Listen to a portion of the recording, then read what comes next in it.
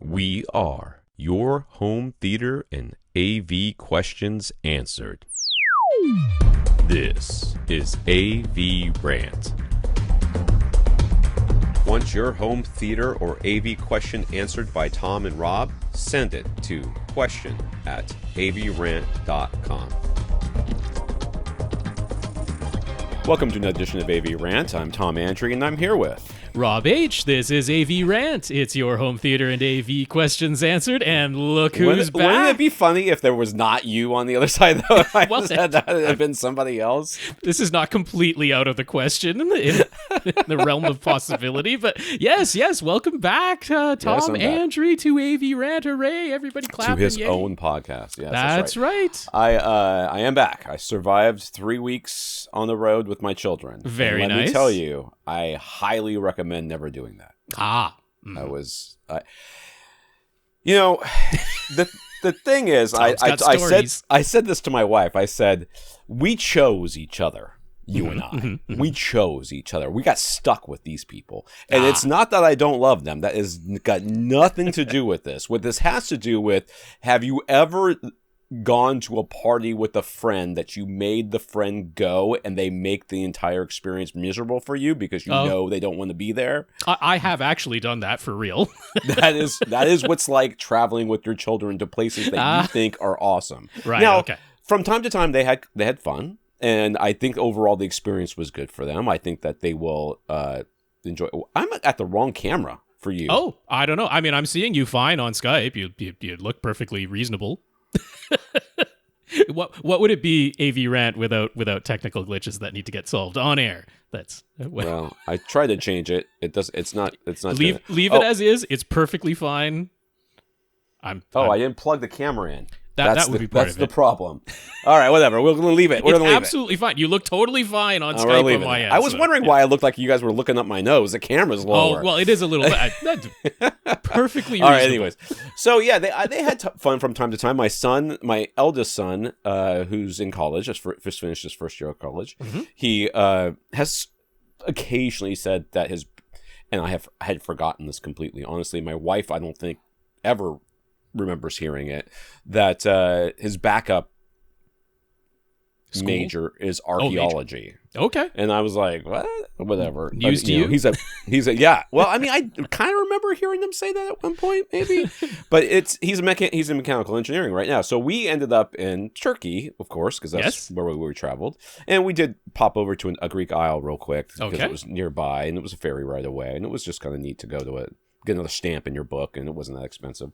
But we saw, ruins. We went to Ephesus, or Ephesus, as we say here, and no, I'm not going to be that guy who's like, oh, over in Turkey, that's how we say that. Whatever. It's just I say Ephesus because you'll Americanize it. It's all right. Yeah, Ephesus is amazing, and I had seen it before, but apparently I'd been there before. But apparently it was under restoration. Like much of it was blocked off when we were there, and neither my wife or I realized or remembered it. That it's been 23 years. Sure.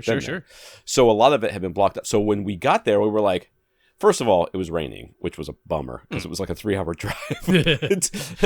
So we were like, okay, well, we'll just see what we can see. It shouldn't take that long. We'll just go in there and try to get what we can get out of it, whatever. It's freaking huge. Like it's a city. It's a full city. It's like a kilometer and a half walking in one direction through all these ruins, and you're just like, oh, like, what is going? I mean, it was amazing. Like my children, my eldest son really enjoyed it. My other two kids, they all had fun at different times during this process, but they certainly weren't as excited by the travel. Like my wife and I like to travel. We like the whole process of traveling, even as hard as it can be. Joseph, right, is the listener I thanked last time, I think, who gave my wife all the recommendations and stuff like that. That rings a bell. I think that's right. Yeah, we still used a lot of his recommendations, but we did play a lot off the cuff. Okay. Like we just we changed our plans at the last minute. You know, we were all over the place, which was great. It's exactly what we wanted.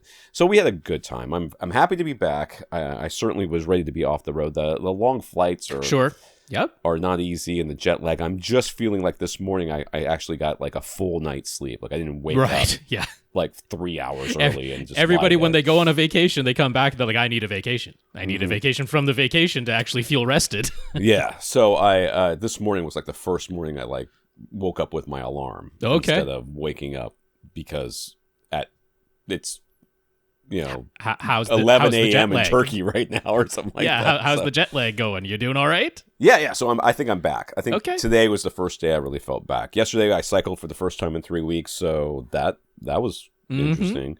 But I keep looking at the wrong camera. I got to move this other camera out of the way because I keep looking at it. I keep looking at it and it's throwing me off. So I cycled with for the first time in 3 weeks, and I'm going to be a little sore from that, but. Yeah, I think we're gonna be okay. It was exciting. I saw some movies on the plane, which I will talk about momentarily. Yes. And I was like, I had access to Joker and Black Adam the entire time, and I was like, I don't want to watch this on the plane. I just don't. Fair enough. Yeah. Well, I mean, Black Adam you could have, honestly, but Joker deserves to be seen properly. Well, I feel like there's going to be some decent sound in there someplace. Not that there wasn't. Actually, that's true. Yeah. There wasn't decent sound in the other ones that I watched, but I kind of wanted to watch that on a bigger screen. But I did download, like I used Disney's download, Disney Plus's download thing. I downloaded like the entire, and we'll talk, I mean, whatever. I downloaded a couple of seasons, and I actually downloaded the new Avatar movie, but then ended up watching it. Okay. That would have been the perfect way for James Cameron to be like, yes, this is how it was meant to be seen. This is on my Pixel 5. It's this little thing. That's exactly the experience he wanted. Connection via Bluetooth. Only Christopher Nolan could have been happier than James Cameron about that. Well, I'm gonna say he's not gonna be happy with how I watched Tenet, but let's go. Okay, what did you watch? Okay, yeah, let's dig into it. So, I don't want to spend too long because we have lots of questions, amazingly. And you know what? Before we do all that, I just do want to say thank you to all the guest co-hosts who filled in while Tom was away. It's very much appreciated. So to Joe and to Kurt and to Lee last week, thank you all very much. And I'm sure Tom appreciates it too. He'll be listening with such interest to those back episodes. He has no idea. Also, Tom buried the lead. He told me before the podcast began, he got a cushion that he used on the airplane, and now he can use it on the seat while he's sitting for AVRant. So, not such a sore bottom. These things do exist in the world. It's amazing what you can find out there. It was expensive. I was irritated that it was $40 or whatever it was, but it works it's pretty good. All right, so on to what we watched. I finished up The Rehearsal from Nathan Fielder. Fantastic. I don't know if it's only going to be this one season, if he's going to keep it going, but I absolutely love this. What is it about? It's easiest to explain if I say that I finished the first season of Nathan For You. That was the first big show that Nathan Fielder sort of like was the head of. So Canadian comedian, very much into the awkward and cringe comedy in Nathan For You. That was the like kind of fake, I'm going to come in and help businesses to drum up more business through advertising or viral marketing or something like that, but all done, on a comedy bent and not for realistic. So having finished now the first season of Nathan For You, I can see where he developed the ideas for The Rehearsal, because there were a few little things in there where I was like, oh, okay, he clearly took that idea there and spun it even further to finish out The Rehearsal. So that was a fantastic show. I don't think I can recommend it highly enough if you are into that style of comedy that I described last week, where it's Borat kind of thing. It's gonna no, I wouldn't say it. No, because it's not actually tricking people. It's not scripted, but it's like everybody's in on it, so it's not as though he's tricking people. Kind of like between two ferns. They're all into it. Yeah. It's not like scripted out, but everybody knows what's going on. Although the premise of the show is that some of the people don't know what's going on, but by the time you're through the show, it's very clear that no one could have possibly done this show if they didn't know what was going on. But yeah, just the multiple layers, and again, it's what I call comedy sleight of hand, which is there's the the stuff that is meant to be funny that you're watching, and that's played for comedy, but then there's the stuff that you think about a day or two later and just bust a gut laughing at because it was like it just kind of slipped past you while you were watching the rest of what's going on, and then you think back and are like, wait a second, how did they slip that in there? So I love that show. So then I just wanted to quickly mention The Black Phone that came out last year. Blumhouse horror film. Ethan Hawke was like the name attached to it. Really excellent. Not the slightest bit like hokey the way some horror movies can get. All the way through, I thought this was an excellent. I mean, it's not like particularly gory or particularly jump scare or that type of thing. It's I guess it's closer to psychological thriller, closer to like Silence of the Lambs type of horror, more towards that end of the spectrum. But almost everybody besides Ethan Hawke were kid actors, and they were excellent, really good kid actors, and a lot that I didn't really recognize. Like, there's quite a few well-known kid actors now, thanks to like Stranger Things and It and other movies like that. But I didn't really recognize Mason Thames or Thames. I'm not sure how to pronounce his last name. He was on the new version of Walker, Texas Ranger, playing the younger version of Jared Padalecki, and he does have a very similar jawline where you're like, yep, I could believe that's a younger version of Jared Padalecki. But he was the lead, and I thought he was great. Kind of understated, underplayed everything, but worked really well. Didn't have any of that I'm watching a kid actor feel to it. It felt very natural in the role. And then Madeline McGraw, who played his younger sister. I mean, everybody, like the critics and all, were all praising her, and I can see why. Holy cow, what a performance. I'm like, apparently there's like 4 McGraw siblings, and they're all in showbiz, and they're all ridiculously successful at like age 8, so something's going on in that family. But I always, whenever I see that, I'm like, oh geez, the trauma. I know. When you can read the autobiography or the biography later on, you're going to find out all the terrible things that were happening. I mean, you don't end up with I hope not. 4 kids all in show business without the parents pushing in some regard. Yeah. That would seem a little out of place. But anyway, she is fantastic in this movie. The Jackson 5 were also well adjusted. So right, exactly, yeah. So there we go. The Black Phone, I don't think I can recommend that highly enough if you're wanting sort of a Silence of the Lambs type horror movie. I love horror movies. I love movies. I have such a hard time these days finding time to watch anything. Oh, I know. I'm working all the time. It's not quite a tight 90, but it's like an hour and 38 minutes. Just over. So it's one that can be snuck in. Nope is available to me on some streaming service. I think Amazon Prime. I really like to see that. I haven't gotten a chance to just sit down and just dedicate some time to it. There's always a with horror movies in particular, you don't want to be interrupted. You don't want to have to take a break in the middle of it.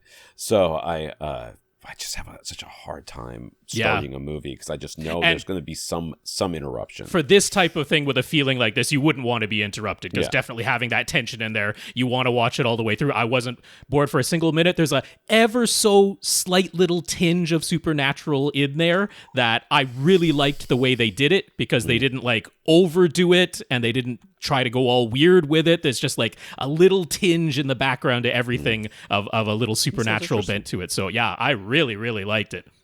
But enough for me. Tom? I usually like to say if Rob has seen something that gives it a good review, I'll watch it. But then Rob liked Fall or Fall. I don't know what it is called. It's Fall. I think it's just Fall. I think it's just a single word, Fall. It's the climbing up a tower movie. The climbing up a tower thing. 2 girls. Within 10 seconds of this movie starting, I was just absolutely irritated. And I can attest to this. Tom was so annoyed that he texted me while on vacation to say how much he was annoyed by the opening of Fall. The whole thing, really, but the opening, I'm like, it's like, what are you people doing? It's like there are so many people in the world who know how to climb. Yep. I mean, it's not like a small group anymore. And plus, there's a thing called the internet, and at the time of the making of this movie, Reddit still existed as a thing that you could go and ask questions there. Nothing about the opening of this movie is how climbing works.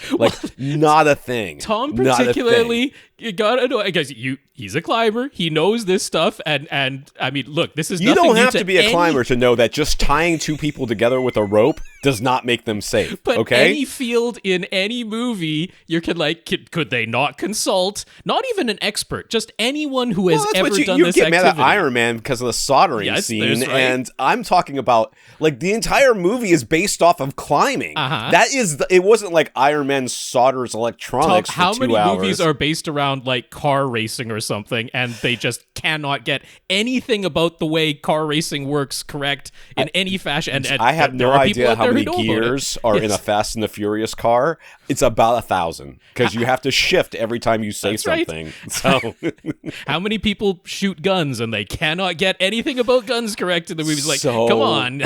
I mean, even that is it a shock? Absolutely god-awful Stallone movie with Cliffhanger was more accurate in right. in climbing than this piece of garbage was.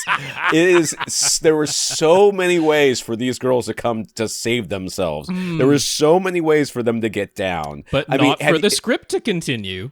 It just made no. And then the thing that really got me is like, not only do they not know anything about climbing, they don't know anything about like phone batteries because they never stop using their phones. Oh, I know. They've been up there for like days. I mean, they really should have had some kind of brand name prominently plastered on the back of her phone because that thing lasted forever. That would have sold a gazillion of those phones. Would have resulted in like fraud lawsuits because no phone battery lasts that long. But it would have been a fantastic ad.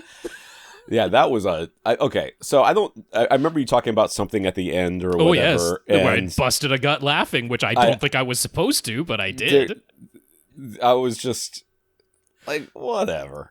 Well, you were so mad by that point. I was pretty irritated, and it was so very clear that they had like, you're like, there's a slight supernatural element to this. There was a very major supernatural element to fall. I mean, like all of it. I mean, like Tony Stark in his Iron Man suit can't hang up on the top of this thing trying to plug in the other thing.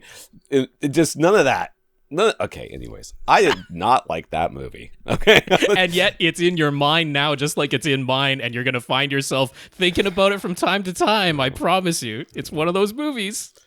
Well, I don't know. The low rent Brie Larson they had in there too. I mean, she was both the girls were or women were reasonable actors. I thought they both did a fine job. Yep. I think everything was pretty much fine. I just the writing was just so atrocious. Anyways, I also watched Tenet. This is on the plane, so both these are on the plane. Watched Tenet because I knew that there was zero chance I was ever going to watch it at home. Okay.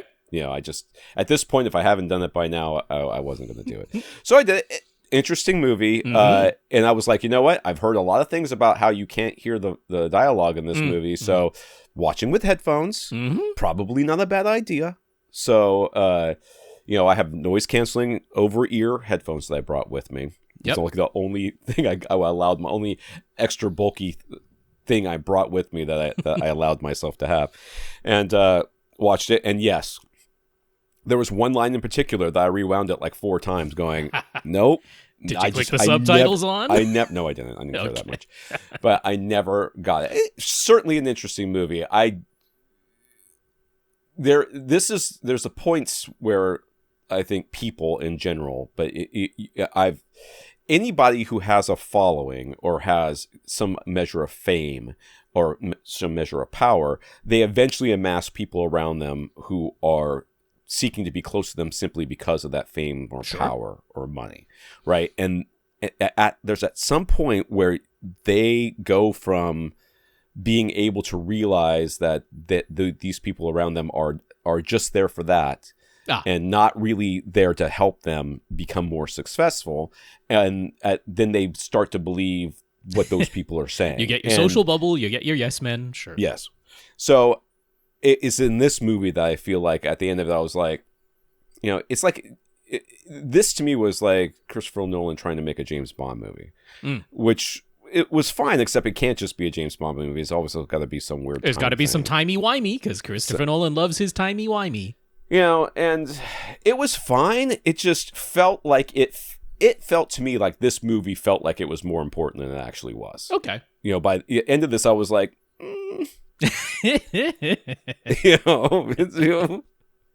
I will say I really liked Robert Patterson in it too. I thought I thought everybody was good. And I mean, obviously, all of it. I'll tell you what, that movie does not hold your hand as to what's going on at any moment. Like you better be, like don't look away from the screen because you're gonna miss something, or watch it a second or third time. They're also hoping for that. Yeah.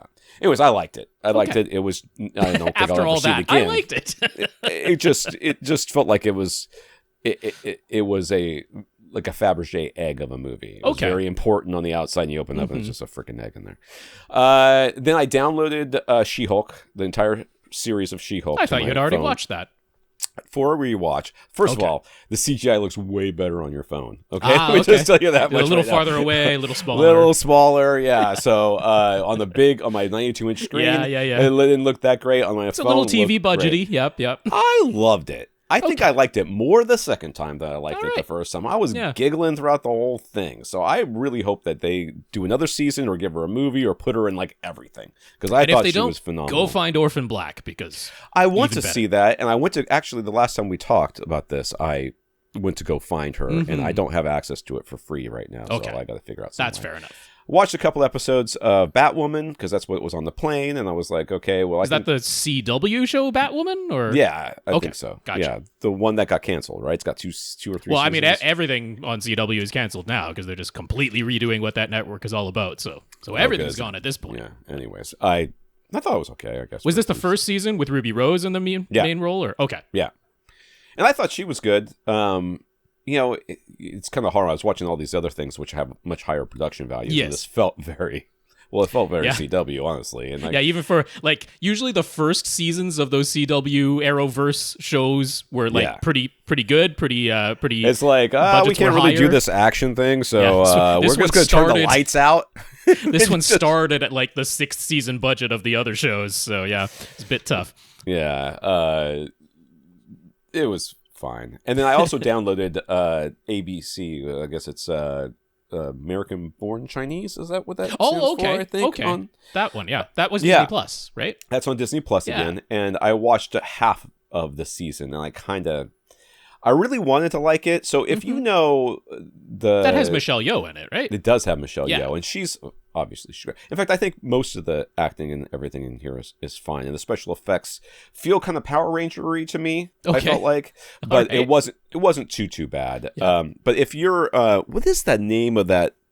Is it like Into the West or something like that, or into the Chinese fable about the Monkey King? I don't know. It's basically, if you've watched the Dragon Ball before it became Dragon Ball Z with the little with Goku being a little boy, it's kind of that's also based on this whole monkey. It's all based on the Monkey King. The Monkey King's like this trickster god, and he's got this staff that extends, and he's got and believe me, I am not knowledgeable enough to be speaking on this, so please do not quote me or go out and look it up yourself. Or find somebody who's Chinese who knows what the heck they're talking about. I know, he flies around on the cloud, but he's kind of this immortal trickster god guy. Okay. Anyways, it's based on these characters, basically. But again, with the hand-holding, there's not any. So they kind of sort of give you, there's usually at the beginning of the first couple of episodes, there's like a text overlay at the beginning to give you a little bit of background. But you clearly need to have a lot more. And I felt it was too slow for me, and I didn't really connect with it that much. Could just be that I'm white and old. I don't know, but or watching it on a plane. There's also that factor. A plane. Yes, because you got that flight in particular was. So we flew for the first week. We went to San Francisco for my cousin's wedding, and then we flew from San Francisco to London. Actually, all the way to Turkey, all the way to Istanbul. Oh, wow. But it was. The flight, there was an early morning flight that took us to Calgary, then a 9-hour layover, which sucked. And then, probably 10-hour flight that took us to London, and then the 4-hour layover, and then we're to Istanbul, which is like another 4 hours away or 3 hours away or something like that. And, it was like 32 or 33 hours of transit. So I don't know where in all that I watched this ABC show. There you go. I know that I watched The Fall towards the end of right before I got to London, and I was not in a good mood by the time the end of that. No mood. All right, that's enough of me. All right. Let me take a next sip of water here. My throat's getting dry. Yeah. Maybe we should tell people what the heck they're listening to if they're still around. That's right. ABC. No, wait. That's not right. This is AVRant, the podcast that answers your home theater and AV questions. To get your questions answered, all you have to do is ask by emailing us a question at avrant.com. Go to our website, avrant.com, to find our old episodes along with our show notes and our Flickr album so you can follow along with any pictures that we are talking about. Facebook.com/AVRant podcast, YouTube.com/AVRant. You can contact us directly. Rob at avrant.com. His Twitter is at First Reflect. I'm Tom at avrant.com. I want to thank our listeners of the week. To become a listener of the week, support the podcast in some way. One of the ways you can do that is going to patreon.com/AVRant podcast.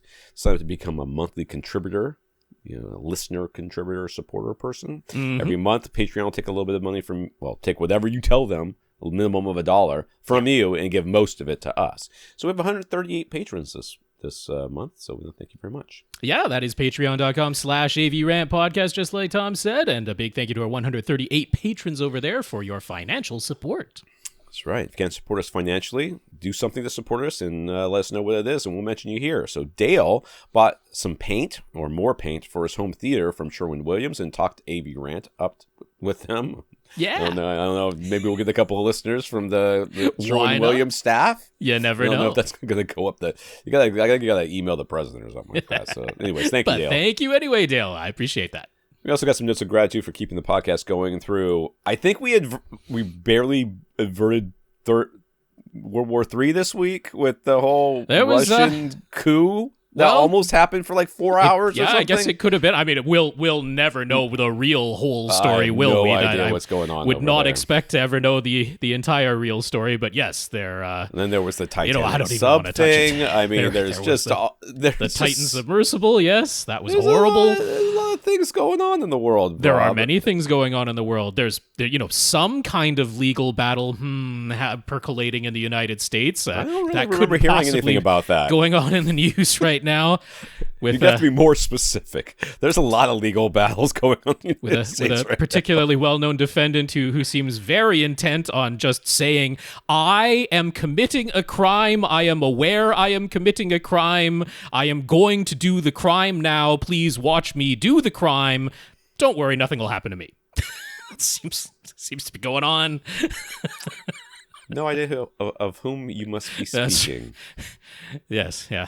I think my son's in the other room getting stuff. Cheetos right now. Okay. That's unrelated to what we're talking about. It would be, yeah. Anyways, we got some notes of gratitude from Terry Vince, who says we've helped him get through many work days, long drives, and workouts. Jay, who wants to thank us for packing in lots of info every episode. Our podcast might be long, but unlike a lot of other podcasts he tries, we aren't just wasting time. I don't know that first part of this podcast. I mean, we're about half hour into here. It depends on your judge of values there, but And he always learns something when he listens to us. Well, let me teach you something about climbing. Don't right. Watch Fall. I mean, yeah, I definitely would not take my climbing advice from Fall. Even I, who have never really done any climbing, knew that much. That would not be my source of information on how to go about doing all that. He enjoyed having Lee on last week, and he almost sent a complaint email to him about Alabama politics, but he wasn't sure if Lee would appreciate his sense of humor. You know what? I feel fairly confident in how much I know Lee that I think you'd be just fine. I say fire away. As long as you're not saying that they should ban more things, then you'll be fine. Paul, who says he enjoyed all of the guest co-hosts and appreciates them filling in while I'm away, which usually means he prefers them over me, but that's fine. Terry, Vince, Jay, and Paul, thank you for thanking us. That is right. I'll say those names one more time. Terry, Vince, Jay, and Paul, thank you very much for sending in those notes of gratitude. Your notes of encouragement are very much appreciated. So thank you very much. Thank you to everybody who continues to listen and send in your questions. So in the news, Canada Netflix has eliminated the basic tier. I just heard about this morning. That used to cost $10 a month for a single screen at a time for in 1080p. Now there is only the standard with ads, which is $6 a month, 2 screens, 1080p, no downloads. Some titles are unavailable. Standard, which has a huge price jump to $16.50 a month. Yeah. 50. whatever. No ads, 2 screens, 1080p, downloads, full catalog, and premium, which is $21 a month. 4 screens, 4K plus Dolby Vision and Atmos. So all 3 tiers have Netflix anti-password sharing measures in place. That went to bite us too, because I actually logged in on Netflix in the States. I logged in on Netflix on my phone before we left, and when we got to Canada, my son, who's in the other room, asked me for the Netflix password. I'm like, it's not going to do you any good, dude. Right. He said you can add 3 tiers of Network's anti-password measures in place. You can add an extra member to the standard plan for $8 a month, or 2 extra members to the premium plan, but the standard with ads plan cannot add any extra members outside your household. And I didn't see much on this, the fallout of this, but everybody, and this is the we must remember this. If you're listening to this podcast, you must remember that the people who complain online are liars, and they're only complaining to get clicks and ads and views and everything else. Because the reality is, from my understanding, is that they put this stuff in place. Everybody says, I'm going to drop Netflix. That has not happened. That has not happened. That is exactly the opposite of what happened. Now, I genuinely did. I stopped my Netflix Canada subscription, and I have not gone back because I want it in Dolby Vision and Atmos, and I am not going to pay $21 a month. Now, I don't blame you. Once we get to the point where there are multiple shows that I'm ready to watch, they're all available, and, I can subscribe for 1 month, binge them all, and then unsubscribe. I mean, I very well might do that. I'm not going to say that is out of the realm of possibility, but as far as just keeping it every single month for me, I'm not going to do that. If folks are wondering, okay, that's Canada, they've done that, why do I care about that if I don't live in Canada? God. I mean, it's coming. The way Netflix is going, once they do these sorts of, like, eliminating an entire tier from their tier structure, I'm like, it's pretty likely if, they see whatever results they're hoping to see in Canada, that will come to other countries, including the States, eventually as well. So it's something to keep in mind. Kind of interesting that now, you can get in there at basically a lower price than ever before, but you're forced to watch ads if you do that, and you don't have access to the entire catalog. That to me is the biggest reason why I would never go for the with ads version, because I hate the idea of, there's a show I'd like to watch. Oops, it's not available to me because that's the tier I'm on. And then to get access to those shows, forget about eliminating the ads. To get access to all of the content is a $10.50 increase per month. I'm like, that is a big old gap in their pricing structure. So, there you go. Microsoft is raising the price of the Xbox Series X console in most countries outside of the U.S. starting August 1st. Basically, a $50 increase in most local currencies, and they're raising the price of Xbox Game Pass and Xbox Game Pass Ultimate in all countries, including the U.S., starting July 6th for new subscribers and August 13th for existing subscribers. Regular Game Pass will go up $1 a month, and Ultimate will go up $2 a month. Mm-hmm. Whatever. I'm not doing that. So. Yeah, I mean, it's funny because Game Pass is a good deal. I can't deny it. Like, the amount of content that you get there for the price, even at it's going up from $9.99 a month to $10.99 a month. But the amount of content that you're getting in that Game Pass, it is impressive. It honestly is a good deal, no matter how you slice it, as far as I can tell. But seemingly, from the number of subscribers that they have, and then the very much noticeable slowing rate of growth in subscriber signups, I don't think Game Pass is anywhere near as successful as Xbox was really hoping it was going to be. And I can understand why, because games disappear off the service, just like they do everything else streaming. Eventually, games come off the service, and I just think people, you get a favorite game.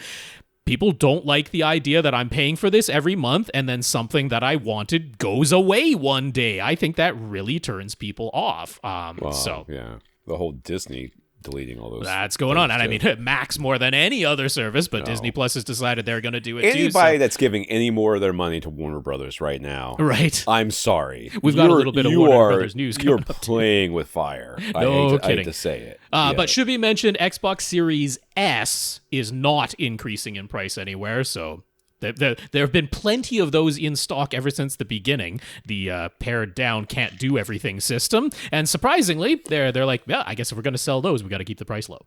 Yeah. So people keeping track of Microsoft's battle with the FTC to let them acquire Activision Blizzard also spotted that Microsoft expects to launch their next gaming console to replace the Xbox Series X in 2028. I'm surprised they're even thinking about this, to be honest with you. But anyways, Xbox and Microsoft Gaming CEO Phil Spencer has also indicated they do not plan to introduce a mid-cycle upgrade the way they did with the Xbox One X. So this will be an 8-year life cycle. Doesn't really feel like it. I mean, honestly, 2028 doesn't seem that far away. I know, it doesn't. But then again, we're getting older and time moves faster. It is still 5 years away from now, but it doesn't feel like we're already 3 years into this console life cycle because there's been such a crossover period and still such a lack of exclusive games for the what is now current generation of consoles. It feels like we're kind of just starting to finally get exclusives coming out for these systems, 3.5, 4 years into them. So I don't think that's honestly that big of a surprise that the next one's going to be, 5 years away at this point and no mid-cycle upgrade. So Warner Brothers Discovery continues to try to sell off assets and strike up licensing deals to reduce their debt. They're in talks to sell almost half of their movie and TV music licenses for a target of $500 million. Hello, Netflix. And they're reportedly negotiating a deal with Netflix, to license some HBO original shows to them. So whatever.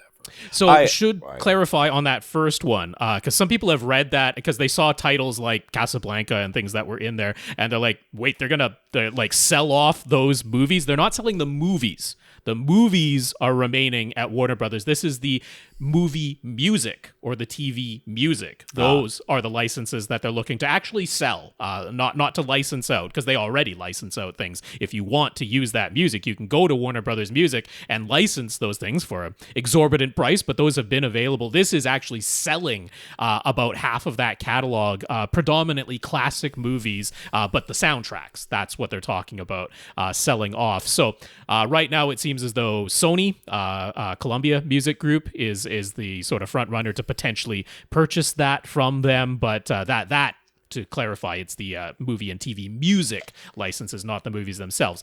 But the HBO original shows, not the entire HBO catalog or anything like that, but some shows has never been available anywhere outside of HBO. Like, obviously, you can subscribe to HBO through your cable provider or whatever, but HBO has always been very protective of, if we made these shows, the only place you can watch them is HBO. I feel like The Sopranos was available outside of them, right? Isn't that an HBO show? I feel like that was an HBO show? I don't think so. Oh, I might be wrong. Okay. Yeah. So, and that might be one of the shows that becomes available on Netflix, because it would be predominantly older titles, things that have already finished their run and been around for a while. But I mean, we already... in a sense, this has already happened because, for example, like Westworld, right? Can't watch it on Max anymore. It's not there. They just took it off the service, and they never gave it its final season, so there's no end to that story, and they just shoved it off to, I think it's Freevee over at Amazon.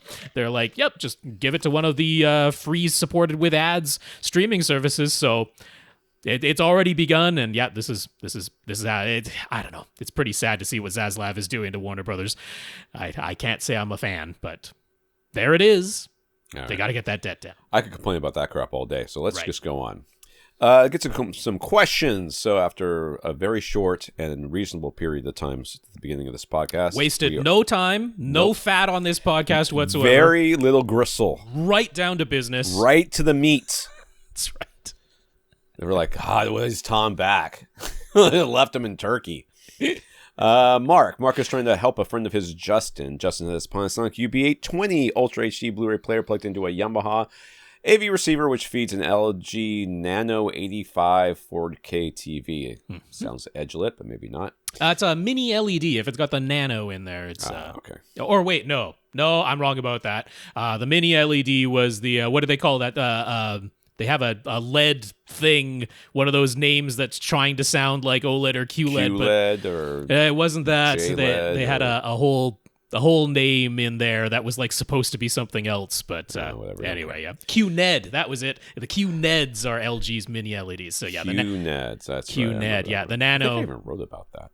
Nano 85 is some kind of LCD TV. Anyway. All right, anyways, for the most part, things are working well, but he's come across a handful of specific discs that have a weird glitch. The core, first of all, don't watch the movie, it sucks. Event Horizon and Star Trek the Motion Picture. I could say that I could never see any of those movies again and be okay with this. So, and Event Horizon has got like my sort of horror in it.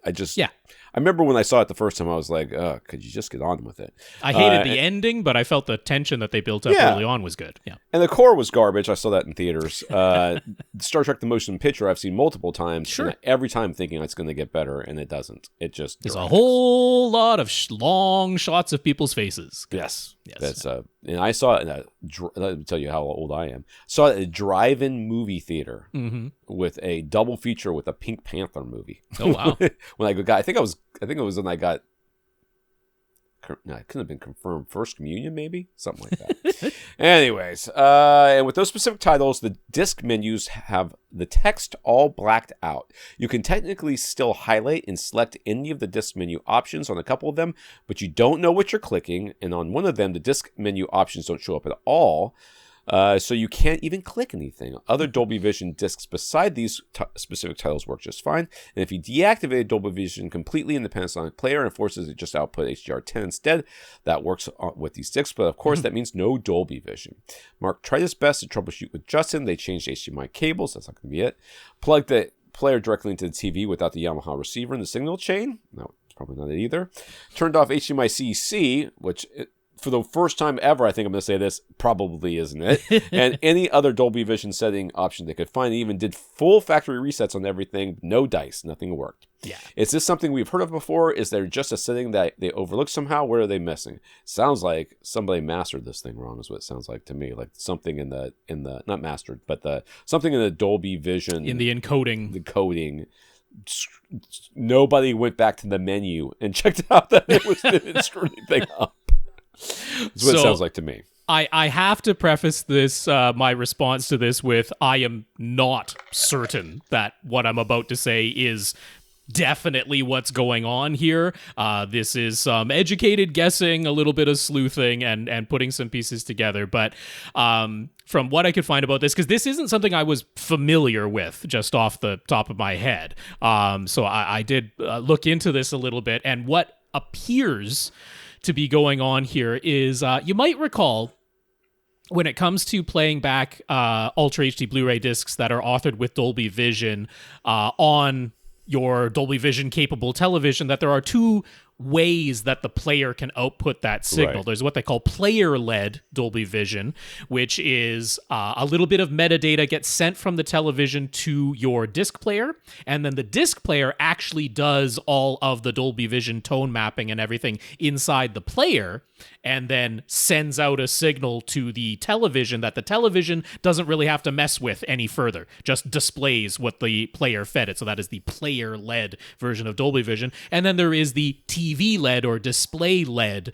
version of Dolby Vision, where the player, the disc player, doesn't touch the signal at all, just shoots it out of the player, and then it's entirely up to the display to do all of the decoding and the tone mapping and everything according to Dolby Vision. So this came about early on because the earliest Sony Dolby Vision televisions that came out didn't have any Dolby Vision decoding really in them. They just had the bit of metadata that they would send to a player, and there was all this thing where players had to get firmware updates, and some players weren't capable of doing the player-led version of Dolby Vision. So there was a whole kerfuffle about that for the first couple of years of Sony TVs.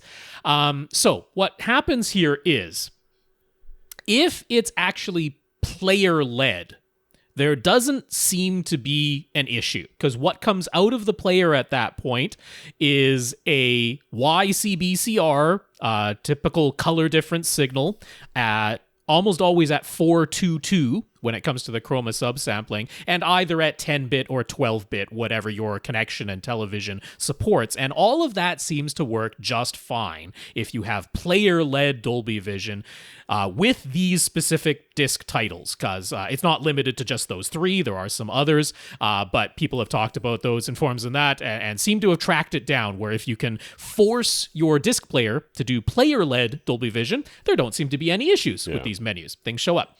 But when it is display LED Dolby Vision, what the Panasonic actually outputs is a form of Dolby Vision signaling that they call RGB tunneling. And what happens here is if you actually look up what signal is just coming out of the HDMI connection, it's an RGB signal, not a YCBCR color difference signal. It's a RGB signal, and it comes out in 8-bit, and people are like, wait a second, Dolby Vision is supposed to be 12-bit. Well, what's happening there is instead of it being 420 YCBCR, they're using those, like if it was like a 444 signal, which is what RGB is equivalent to as far as data, that extra data, instead of the color sampling that went on, that extra data holds the remainder of what was the original 12-bit signal. There's enough room in there to do that. So that's why they call it RGB tunneling. It's an 8-bit signal, but RGB, no color subsampling going on. And then it is up to the display to be able to decode that properly. And apparently, your LG Nano 85 can't do that. It isn't able to properly decode some RGB tunneling signals. There's something missing in there. So there's no real fix in this scenario because the Panasonic players cannot be forced to do player-led Dolby Vision. They're capable of doing player-led Dolby Vision if the display they're connected to, like one of those older Sony TVs, just can't accept display-led Dolby Vision. They'll automatically switch to it. But unlike the Oppo players, which you can't buy anymore, or the very expensive Revon players that you can buy now, you can't force it to do player-led Dolby Vision. So one solution would be tracking down one of those very expensive players to just force it to do it. Another fix that would cost money would be inserting an HD Fury into the signal chain so that it, again, basically forces or tricks the player into outputting player-led Dolby Vision instead of display-led Dolby Vision.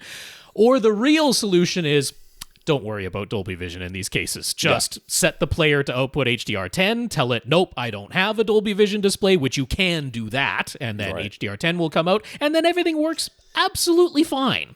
Just outputting HDR10. It is still HDR. Is there a possibility that a couple of little specular highlights go missing and just blend into white? Yeah, that's possible, but unless you have a mastering display or a Dolby Vision display directly side by side, you will never notice that some of those highlights got a little bit washed out to pure white. So that is absolutely the solution here, is just do HDR10. But I understand why it's frustrating, because you're like, look, I bought a Dolby Vision player, I bought a Dolby Vision TV, I bought a Dolby Vision disc, and now I can't use Dolby Vision because I can't get past the stupid menu. I understand the frustration, but yeah, that realistically, that's the solution. Can you start the movie and then switch it onto Dolby Vision? I mean, it seems like that's. I don't know what the protocol is for that. I'm not sure if it would dump you back out in the movie or let you go back in. I'm not absolutely sure, but yeah, that would be the other workaround. Yeah, some of the players will, once you start the movie, it'll ask you if you want to continue, but maybe that menu doesn't show up either. I don't know. Right. I did put a link in here of I wrote an article about what QNADs are. So you can, if you want to, then plus player led versus display led Dolby Vision. I will say, like the Apple TV 4K, it again is a thing that will automatically detect whether your display is capable of player led or display led. And if your TV reports that it can do display led, the Apple TV will send out an RGB tunneling 8-bit signal. It also defaults to that when it is display led. And there are some titles, it's not everything. If it's authored properly, this doesn't happen. Like I say, it's not every Dolby Vision disc that does this, but there are some titles through Apple TV, if you're doing display LED, where it's the subtitles, right? Because there aren't usually menus when you're streaming something on it, but the subtitles don't show up properly. That does occur on some discs. So it seems like that RGB tunneling version of Dolby Vision has some problems sometimes, but there is an authoring part of this that's part of it, because it isn't all titles. It's some titles a problem shows up when that happens. Jack looked up the specs for the Epson 5050 UB replacement lamp he will be buying. It lists the lamp life at 3,500 hours or 5,000 hours if you use the Eco Lamp mode. The number of hours refers to how long it takes for the lamp to become half as bright as when it was brand new, correct? Generally, yeah, that's exactly what it means. Yeah. Yeah, and it is worth noting that 5,000 hours that they quote, that's actually for the high power mode. I looked that up to make sure because I wasn't sure if that was like because there's like a high, a medium, and an eco. Right. And I was like, is that the medium that they're quoting? But no, it's actually the high power mode is that the 3,500 hours. Right. The 5,000 hours is the eco. The 3,500 hours is the high power mode. So that's kind of nice because they weren't playing any tricks there and going for the middle mode or anything like that. So, I mean, if you're basically wondering, like, can I keep using it after that amount of time? An image will still show up. It'll be dimmer than when it was brand new. But that is not like end of life. You get 5,000 hours, you used it in eco mode the whole time, and then it just goes black and never turns on again. Nope, I've used bulbs until they've exploded. There's that. Yeah. Now, you probably saw warning messages, right? Telling you, hey, it's time to replace the lamp, because that'll happen. Pop-up messages will come up on screen. And the other thing I will mention is if you want to prolong your lamp life as much as you can, do remember to clean the air filter in your Epson projector, because people who have only ever used DLP projectors are like, wait a second, a removable air filter that I need to clean or possibly even replace if it gets, uncleanable? Not used to that, because DLPs have a completely sealed light path. But LCD projectors like the Epson 5050UB, they have a removable air filter, and it's not terribly difficult. You don't even need to take it down if it's mounted. You can just pop that air filter out, give it a light vacuum, put it back in. But that's worth doing, at least once a year, probably a little bit more frequent than that if your house is a little bit dusty. So if you want to prolong your lamp life to the maximum, make sure you clean that air filter. A lot of people forget or miss to do that. Yeah. Jack has the Harmony Elite, which is working well for him, but he's noticed that the rechargeable battery dies pretty quickly these days. Logitech lists the replacement battery, and they still have instructions on how to open the remote and replace the battery on their website, but they don't sell the batteries themselves anymore. Any idea of where to find one? There's always, like, we have Batteries and More here in town, which either they have it, and because it's ridiculous how many batteries they have, or they can order it for you if you want to shop locally. If not, I'm sure there's I can't imagine that Amazon doesn't have access to it, or Newegg or one of those. So when you go searching for replacement batteries for a Harmony Elite, you'll find options on eBay, on Amazon, at Batteries and More, and other sites like that specialize in selling replacement batteries. They all very much appear to be the same OEM because there is no difference between any of the specs or appearance or what comes in the package. So I will simply link to the Amazon one because that's pretty easy. It's $19, so it's not like it's going to break the bank. Everybody pretty much universally reports that it functions, so that's the main thing, but it doesn't seem to last quite as long as when the original battery was brand new. Maybe it's slightly fewer, milliwatt hours or something like that. But it's certainly better than a dying battery. Like, so a lot of people were like, hey, my Harmony Elite used to last about a week between charges. Now it's like 4 or 5 days with this replacement battery, but it's still not, like dying within an hour or anything like that. Everywhere that you buy it, it comes with this little plastic spudger for removing, just getting into the crease of the plastic and removing that. And it comes with a little screwdriver that's the right size for the internal screws. Everyone's like, don't use that screwdriver. It strips the screws or it doesn't work. It's terrible. It's super cheap. Just get a proper screwdriver. It is a small screw head, so it's like one of those jeweler screwdrivers, not a regular Phillips head. So you might need to obtain one of those. Don't use the one that comes with, because a lot of people have reported stripping the screws with that, and that's a pain and a half. I'd much rather just get a proper screwdriver. Rob, not this Rob, different Rob. Rob has an LG CX OLED. He's noticed that if he watches anything with a prolonged dark scene, the TV's image remains overly dark even when the scene changes. If he briefly uses the remote in any way, the TV seems to wake up and reset its brightness levels. Is this some sort of setting issues with the CX OLED itself, or is it something to do with his Denon X4400H receiver, or his Xbox Series X, or Apple TV?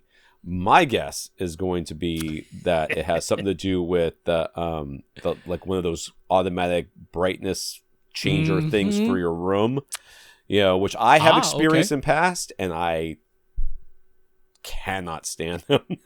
It's just so bad. What you got? Yeah, so I will say Tom is both right and wrong Hey! because That's what my wife tells me all the time.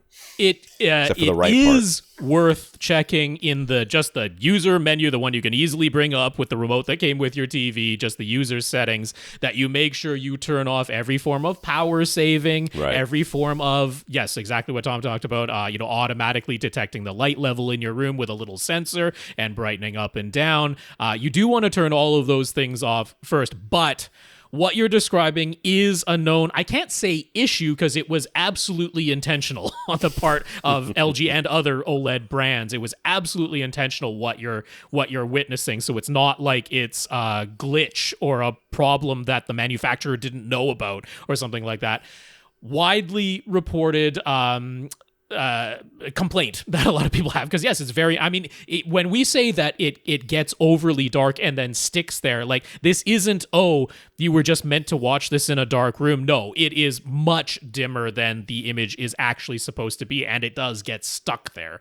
And it is a, burn-in mitigation, worried about that type of thing that they put in there, and the only way you can change it is by venturing into the service menu.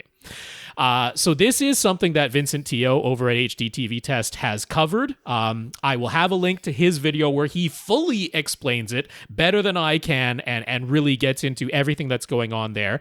For the C9, C10, CX, and C1 model years, it was basically all the same. So this will apply. He's talking about the C1 in the video, but it still applies to the two previous model years. They made a change in the C2 and now the C3. So it's a little different for the newer models, but for your model, his video absolutely applies. So first thing to know is, if you venture into the service menu and make any change in there, you have technically just voided your warranty. Now, yours is a C10. We're in 2023 now. That came out in 2020. Even if it was a 3-year warranty, which it might have been, I think it was a 2-year warranty, so you're probably out of warranty anyway. But you do have to be aware, in the service menu, which is not something you can access with the remote that came with your television, you can change settings in there that can absolutely damage your television and cannot be reset or fixed. So don't go just like changing numbers randomly when you're in the service menu.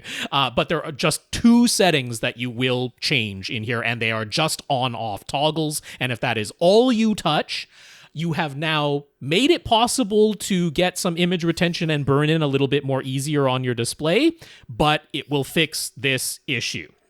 So Vincent describes this. I'll also link to a 30-second, it's shot vertically video, but it's just the bare bones, exactly what you need to do. So if you really don't want to hear the explanation and just want to get right to it, I'll have a link to a 30-second version of it as well. But you do need to actually purchase an LG service remote or get the codes onto your Harmony remote, because Harmony does have the codes in the database, but it is $7.50 to get the LG service remote on Amazon. So this is not breaking the bank to get a hold of this thing. So you have this service remote. There's a button on that service remote that doesn't exist on the user remote, which is why you need to get it. And then you have to enter a code, which Vincent provides in the description of his video. I won't say it here in case there's any sort of legal issues, but the code that you need is provided in there, and a link to the remote for $7.50 is provided in there from Amazon. So that's everything you need. Once you venture in there, you're going to go down to the OLED settings in the service menu, and you're looking for 2 things. One is called TPC, which stands for Temporal Peak Luminance Control. That's the major one. That's the one that is detecting how long a dim scene is on screen. It dims it down too much and then sticks it there. So that's the one you want to turn off because it is on by default. The recommendation then is, in the regular user menus, in the regular picture settings, there is that OLED light setting, which is very much akin to like the backlight setting you would see on an LCD. Keep that at 45 or lower. All right. Which is not the default for most picture modes. You would be manually lowering that for basically every of the preset picture modes. But if you keep that at 45 or lower, you basically don't run the risk of having bad image retention or burn-in on your TV. You just won't be pumping the OLED pixels, a lot brighter than they're meant to go if you keep that OLED light setting at about 45 or lower. But it's the Temporal Peak Luminance Control, TPC, that is the reason for exactly what you described, and it is a known thing. There's also another setting in that same OLED OLED service menu called GSR, which nobody's making this up, stands for Global Sticky Reduction. And that is a normally unchangeable logo detection. You'll notice in the regular picture settings, there is a static logo detection setting that you can turn to off, low, or high, which detects things like the CNN logo down in the corner of your screen and just locally dims that part of the screen, because they're like, hey, there's been a static logo on this part of the screen for a long time. We're going to dim down that part of the screen to try and make sure it doesn't burn in. Well, as you might have guessed, that's local sticky reduction. This is global sticky reduction inside the service menu, which if you're, say, playing a game and you have a heads-up display, over time it dims the whole image, not just the part where the heads-up display is static. It dims the whole image over time. So this particularly, gamers notice this global sticky reduction setting. You turn that off in the settings menu, and now your games don't dim over time due to the HUD being on screen. So those are two changes you can make in the service menu, and there was no other setting you could have possibly changed on your own. You have to get a hold of that service remote, enter the code, and do these changes in the service menu. Okay. Very exciting. Yeah. Terry came across some printed images over at Hobby Lobby that he thought might make for some nice acoustic panel covers. Some printed images. Okay. All right. There's some Spider-Mans. And some Star Venoms. I don't see the Star Wars. Oh, I didn't scroll down. Second picture, yeah. There's the video games and the Star Wars and stuff like that. They appear to be printed images on canvas material. He tried putting one of them up to his mouth and blowing quite hard. A little, but not much air passed through. So what would be the effect if we were to use, if they were used to cover some absorption panels? So the less air that passes through easily, the higher the lower the frequencies that this thing will be able to absorb, if you think of it that way. Sure, it basically starts reflecting higher frequencies and not absorbing them anymore, because they bounce off of that material that isn't letting the air through. That's right. So so generally speaking, we say use acoustically transparent material for your absorption panels, because that allows all the air through, all the frequencies through, and makes the panels more effective overall, right? Because they're best at absorbing over a broader range of frequencies. Yeah. So you could, and I'm saying this because, it's true, but also we tend to speak in absolutes because people don't do well with ambiguity. Okay, sure. Like or perhaps nuance on the internet. Right. I know it's very hard to. Yeah, like if you call somebody and say, "Can you tell me how much it's going to cost to do this, whatever the thing is that you're asking?" They're like, "Oh, it might cost between this and this." You only heard the lower number. Sure, and and as far as you're concerned, that's how much it's going to cost. Like I've had experiences where people I've heard them say, "I thought it was only going to cost this," and I'm sitting there next to them at the store I'm at, and I'm like, "How could you think that?" Like, in what world does that make any sense? But what actually happened in the conversation with the employee, that they had said the part costs this much. And then we have to do all these other things and blah blah blah blah. And they said a bunch of other stuff, but they heard the cost. It's a $2 part. That's right. Yeah. So I, generally speaking, we're like, always use acoustically transparent fabric, and that's true. You should, because it makes your panels it's most the effective. safer catch-all advice, because then you won't run into the situation where I was trying to absorb 2 kilohertz and now it doesn't. Whereas if I use the fully acoustically transparent fabric, it would. So But if you were to say to me, I am shoving as many acoustic panels into my room as humanly possible, and I'm covering all this space, could I use some of these coverings because I like the way they look?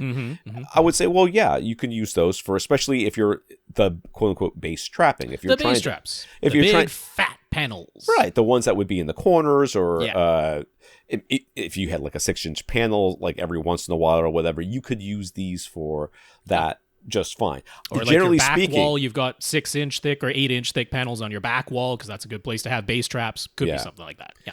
And I I've got no problem with that. But the problem is somebody's going to hear that advice and go, Right. now I can use these exclusively.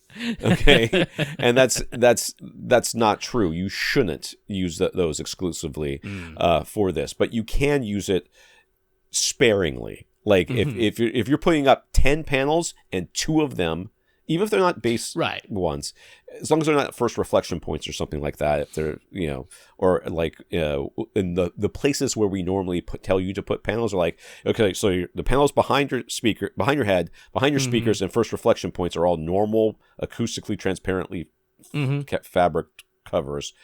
There's just a couple other panels in there that you just kind of put. Like, okay, those can be like, honestly, if you use this type of canvas cover on the panels that are behind your seat on the sidewalls, right? Like where they're mostly dealing with the surround speakers. Yeah. I'd be like, okay, I'm not going to worry too much about that. But yeah, just do expect that basically the higher frequencies are going to bounce off of this fabric as though it was a flat, hard surface. Basically, it's a wall. You have done nothing but make the wall bump out a little bit. That's right. So call them diffusers. I mean, they're not. They're really not. They're really not. They're just reflectors for the high frequencies. Whatever. Mike says, let's say your main seat is a 2-person love seat. Sometimes you've got your partner beside you while you're listening, but a lot of times you're the only person sitting down to listen. But you don't particularly want to sit on the crack between the 2 love seat cushions, so you always sit in your regular spot on the left. Well, you don't care enough about audio.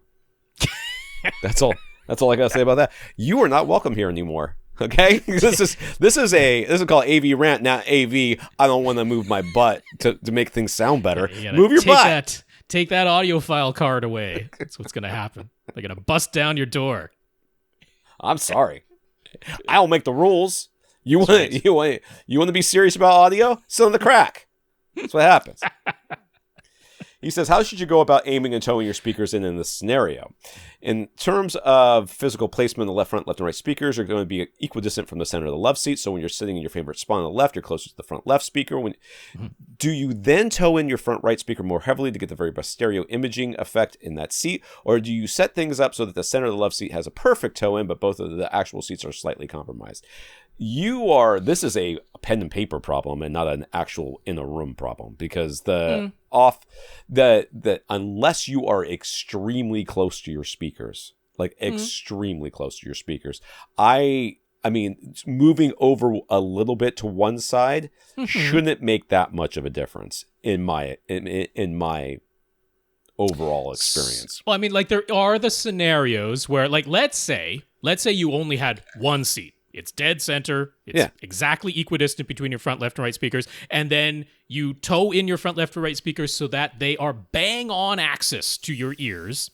And then you switch from that single seat to a love seat and you move slightly to the left or right into the regular seating positions. They're electrostatic speakers. Sure. I can, even in real life, attest to the fact that, you could notice a difference in the stereo imaging. So I think that's sort of the, in his head scenario that he's thinking of. All right, I set this up, bang on access to the one seat that is, the crack between the seat cushions on this love seat, and then now I'm sitting slightly to the left, and I don't get the absolute best stereo imaging. So we're back to then maybe we shouldn't put those speakers bang on axis to that one seating location. We should let them toe out a little bit so that you have a slightly wider sweet spot. That's the generalization of where we're going to go with this response. Well, and that's what the reality is. In most situations, there is a range, right? Sure. Most speakers have a range in which, and the off, usually it's not bang on. So you're off axis slightly and in anything within like 10 or 15 degrees of being off axis is all getting essentially the same experience. Yeah. And moving over a foot to the left or right shouldn't really make that much of a difference when it comes to what you're hearing as far as volume wise. Because what he's implying here, for me at least, is that one speaker is going to be significantly louder than the other, or even noticeably or just the louder. Stereo imaging isn't as good as it possibly could be. Yeah, maybe. I would think more the volume would be the issue than the stereo imaging, because I mean, like I said,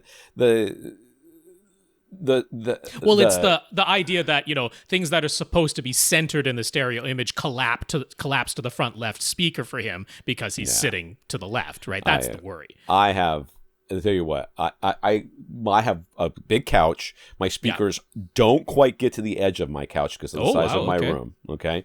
They do if you're sitting. You should just sit a little bit to the inside, and and even in those times, the center image, mostly it's coming from the center channel anyways. But even with a stereo image, it still feels like it's towards the center versus being towards the fully collapsing to the speaker that's right in front of you. Yeah, but you do notice that one speaker more than you notice the other one. So there's there you go. So it's not quite. I'm talking extreme. I've got a 10-foot couch. He's talking a love seat where he's going from the center crack over to one side. That's maybe a foot. Right. Your speakers have to be very close to you or very narrow together in their placement. In which case, it's just, that's why some of this is the variables. Like Mike has probably told us what speakers he's using in his setup before, but I don't recall them, and they weren't in this particular email, and I didn't go back through every email that was ever sent to look it up. So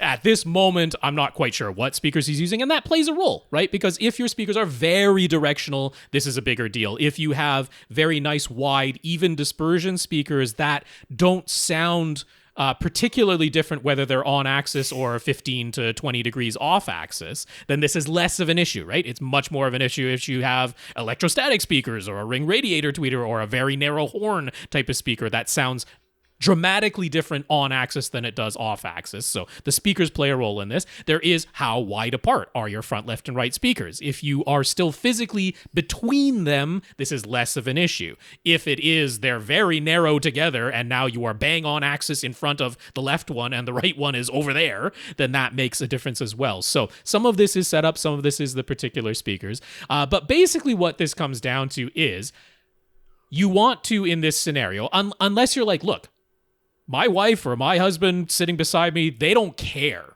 whatsoever. I'm not going to tell you, no, you absolutely must, focus on the center crack of the seat where nobody is actually sitting. You can do what you're talking about, which is you set up for the absolute best stereo image you can possibly achieve in the left seat, which probably would result in slightly asymmetrical toe-in from your two speakers. That could be the scenario. But assuming the scenario is more of, I don't want that weird asymmetrical placement, what I really want to do is create a wider sweet spot. Or let's expand this question to everyone else who's listening and saying, what do you do if you want to create a wider sweet spot? Because that could be the alternate way of asking this question. So that's where it is basically experimentation and trial and error, right? Where you're going to start with the speakers, no toe in whatsoever. They're completely parallel and perpendicular to the walls, and they're firing straight forward. Then you try them completely bang on axis, and then you work your way in between.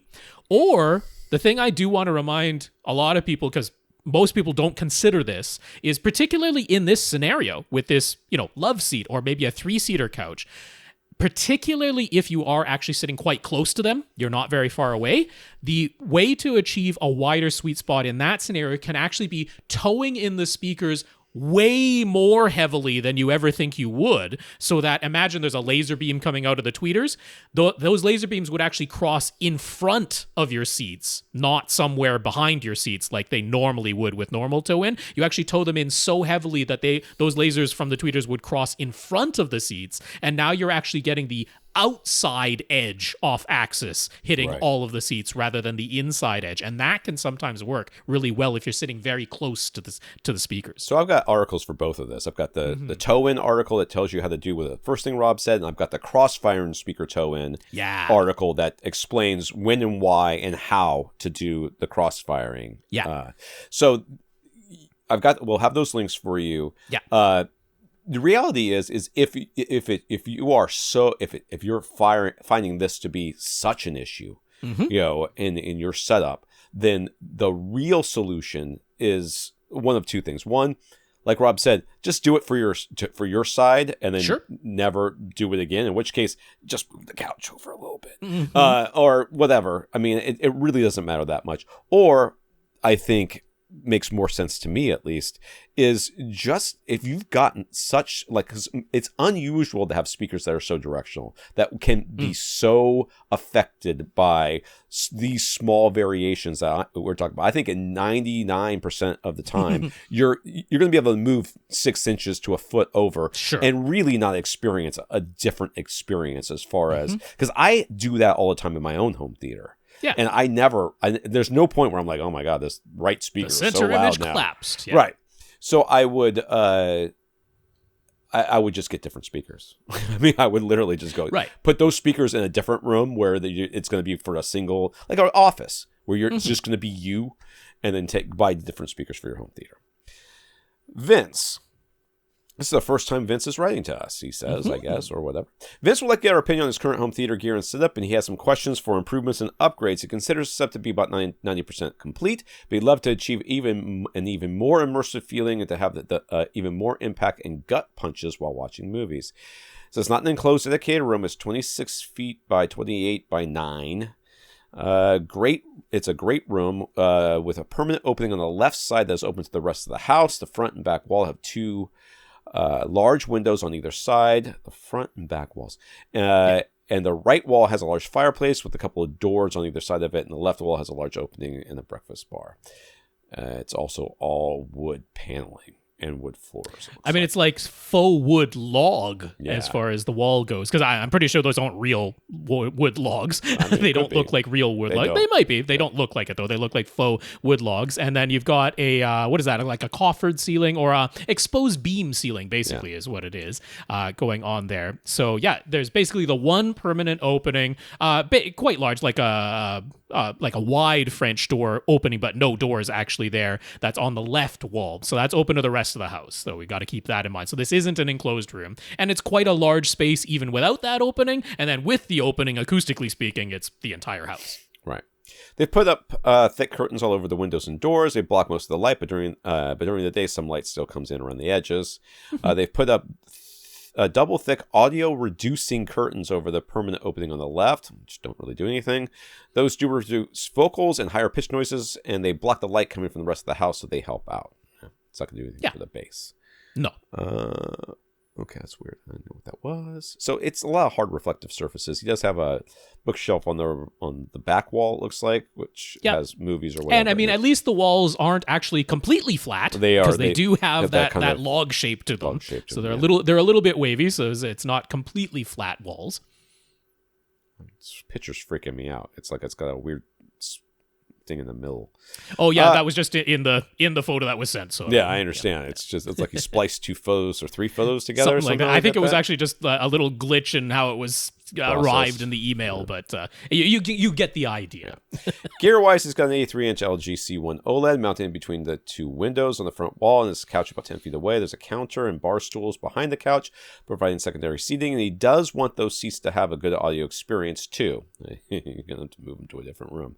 He's got a 7.2.4 channel audio setup using Polk Reserve R700 towers for the front, left, and right. Polk Legend L400 center. Polk Reserve R200 bookshelf speakers for the surrounds and surround backs, and he has 3 pairs of SVS prime elevation speakers mounted on the ceiling. They're positioned to be front heights, top middles, and rear heights, but since his Denon X4700H tops out 11 channels, the top, middle, and rear height positions are currently wired together in series and playing the same signal. Okay, he's added 3 Outlaw monoblock amps to power his front 3 speakers, and he has an Outlaw Model 5000 powering his surround and surround back. So his Denon only powers the overhead speakers, and he has a pair of HSU VTF 15H Mark II subwoofers with one in the front left corner and one in the rear right corner of the theater area. Okay.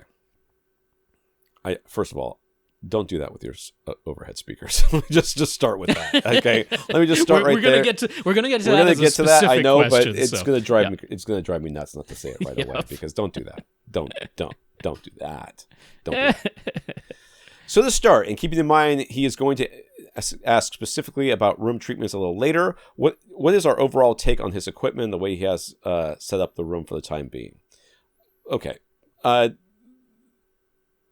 so don't wire your your surround backs and your just don't send a signal to the top middles for right now. Okay. Until you get, so you're saying front heights, rear heights, don't worry about the top middles right now. Top middles aren't that's not doing you any good. It's just gonna be confusing. There's no point to doing that. Also, I mean, as far as the speaker selection, I don't really care. People get really worked up about this stuff. And honestly, what people want to hear from anybody else, it's like when they show you a picture of their just born child, right? They're like, look at this child. Isn't it beautiful? I mean, there's no answer that's not, yes, that is the most beautiful child that I've ever seen, that people want to hear. So I don't care what speakers you have.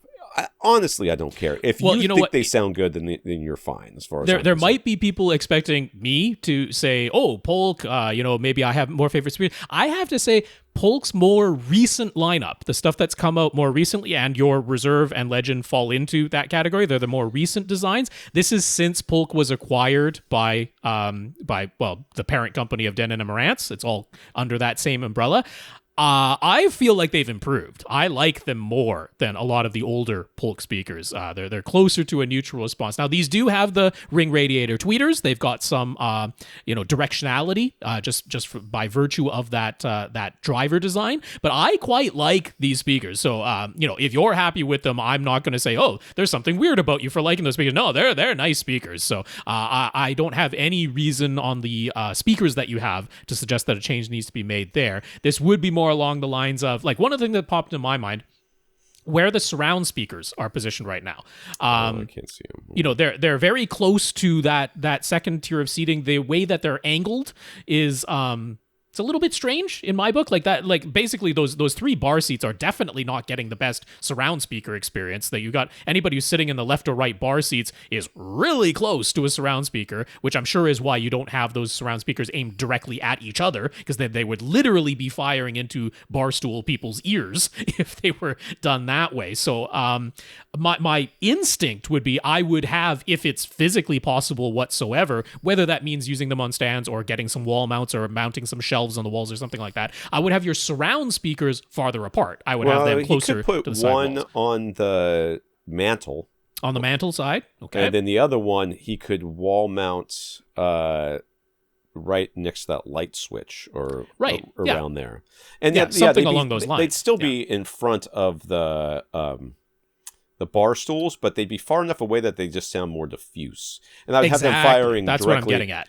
Directly into the room. You could actually just take those top middle speakers and just widen them out and use them instead. I wouldn't normally suggest that, but I mean, those are very easily wall mountable. The SVS Prime Elevation. So yeah, that is an option too. So that was just one of my thoughts on the audio side of things. That doesn't involve buying anything.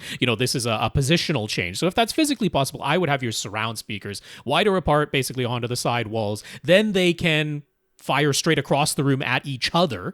And because like right now, the surround sound, for your primary seats, I think it's a bit too close even to the primary seats, and it's firing at somewhat of a strange angle. I would suspect that your surround speakers are more noticeable than they really ought to be, like draw your attention away noticeable, not in a good way noticeable. And the angles just seem a little bit strange, particularly when you say you really do want that rear seats, those bar seats, to have a really good experience too. I don't think where your surround speakers are right now is conducive to that. So that would be a change I would make there. The other thought I have is just on the video side, which is like, 10 feet away. Look, what did he say? 83-inch OLED, right? That's a beautiful display. And I wouldn't be like really gung-ho about going projector setup in here because you don't have full light control and there's going to be a compromise to your projection setup. You could consider one of the ultra short throw setups, but you are not going to get anywhere near the black levels or contrast that you're enjoying from your OLED. So all I will mention on that front is, if it's possible to afford and fit and all of those things, like up to one of those 98-inch displays that we can get now. Now, look, if that's OLED, there is a 98-inch OLED now, but it's $25,000. I don't think that's what you're looking at. But like TCL has their 98-inch LCDs. One of them is $10,000 right now, the QM8 that just came out and is getting really rave reviews. it's still not quite OLED, but it's really, really a good display. But they have their $5,000, the R754. $5,000 for a 98-inch TV is something that I might consider, because from 10 feet away, going with a larger screen size would be worth your while. So yeah, those are the immediate thoughts that I have. Well, I had another thought, but I think we're going to kind of talk cover about it in the future questions. In the next question. So I'm going to go ahead and read this question, and then we're going to talk about it. Okay. So with this pair of HSU subs in diagonally opposite corners of the theater area, the bass sounds quite even across all the seats, but he's completely satisfied with the impact he's getting from them. With adding another pair of those subs and having quad subs, one in each corner, will get him what he wants. First of all, unless you change the location of your subs from this picture, you do not have them in opposing corners. And sure. So, I mean, I'm going by the description in the email, so it is very possible he moved the sub from where it's shown in the picture. I don't know how long ago this picture was taken. But he says he's got it in the front. What does he say he has got it? Front left corner versus front rear left right corner has a freaking door in it. What do you? There's a door. No, the front left corner is like a bookshelf. I'm sorry, a collectible thing. That's right. Yeah. So it's not. It's on the inside of the front left speaker between the. I might have misread or miswrote or whatever. So I mean, if it is where it is, then just consider them diagonally across from each other. Although I'm not quite seeing the one in the rear of the room. But I can't find it either, and I've been looking. So yes, I don't know. But anyway, where whatever it is, diagonally across the room from each other, type of thing. But he did mention sort of like four corners with quad subs. So I don't know. Things could have been moved since these. So the problem we're having here, and I've talked about this, and we've talked about this a lot on this podcast, is. Adding more subs doesn't really get you more bass, so to speak. I mean, you would expect maybe 3 decibels more headroom, but then this is also considerable, right? Not actually a rectangular room because of that opening to the rest of the house. It looks rectangular because you got the curtains up and it's a rectangle in shape, but it isn't acoustically actually a rectangular room because you have the permanent opening. I cannot express to you how often we get questions like this, and my reaction is you don't really want what you say you want. Sure. I mean, I understand the experience, wanting that experience, but it's just if you actually pressurized your house, because that's what you're doing. I mean, you're gonna spend the next let's say, because what you'd have to do is sell these subs and get bigger subs, like much bigger subs. We don't know how big because we do not know. These are very capable subs. These are capable subs, but the output that you need, because we don't know how big the rest of your house is. That's right, yes. We can't tell you how big of a sub you need. We know this isn't big enough because you just told us, because you're not getting the impact that you want. The only way that you're going to get that impact is to pressurize the entire space. And then you're going to spend, I would venture to say, most of the rest of your life trying to figure out what's rattling. Sure. Because it's going to be everything. No, this is the scenario where I'm like, if you want that tactile feeling, tactile transducers are your friend. And I don't have any problem with that. In a space like this, in a situation like this, suggesting. Right. So first of all, we've got a couple things going on here.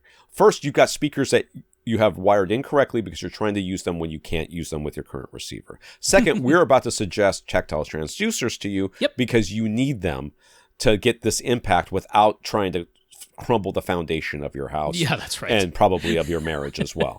So what you should be looking at here is one of the new Denon and Marantz receivers that have the 4 subwoofer outputs, so that you can, with the one that can be set for specifically for tactile transducers. Sure.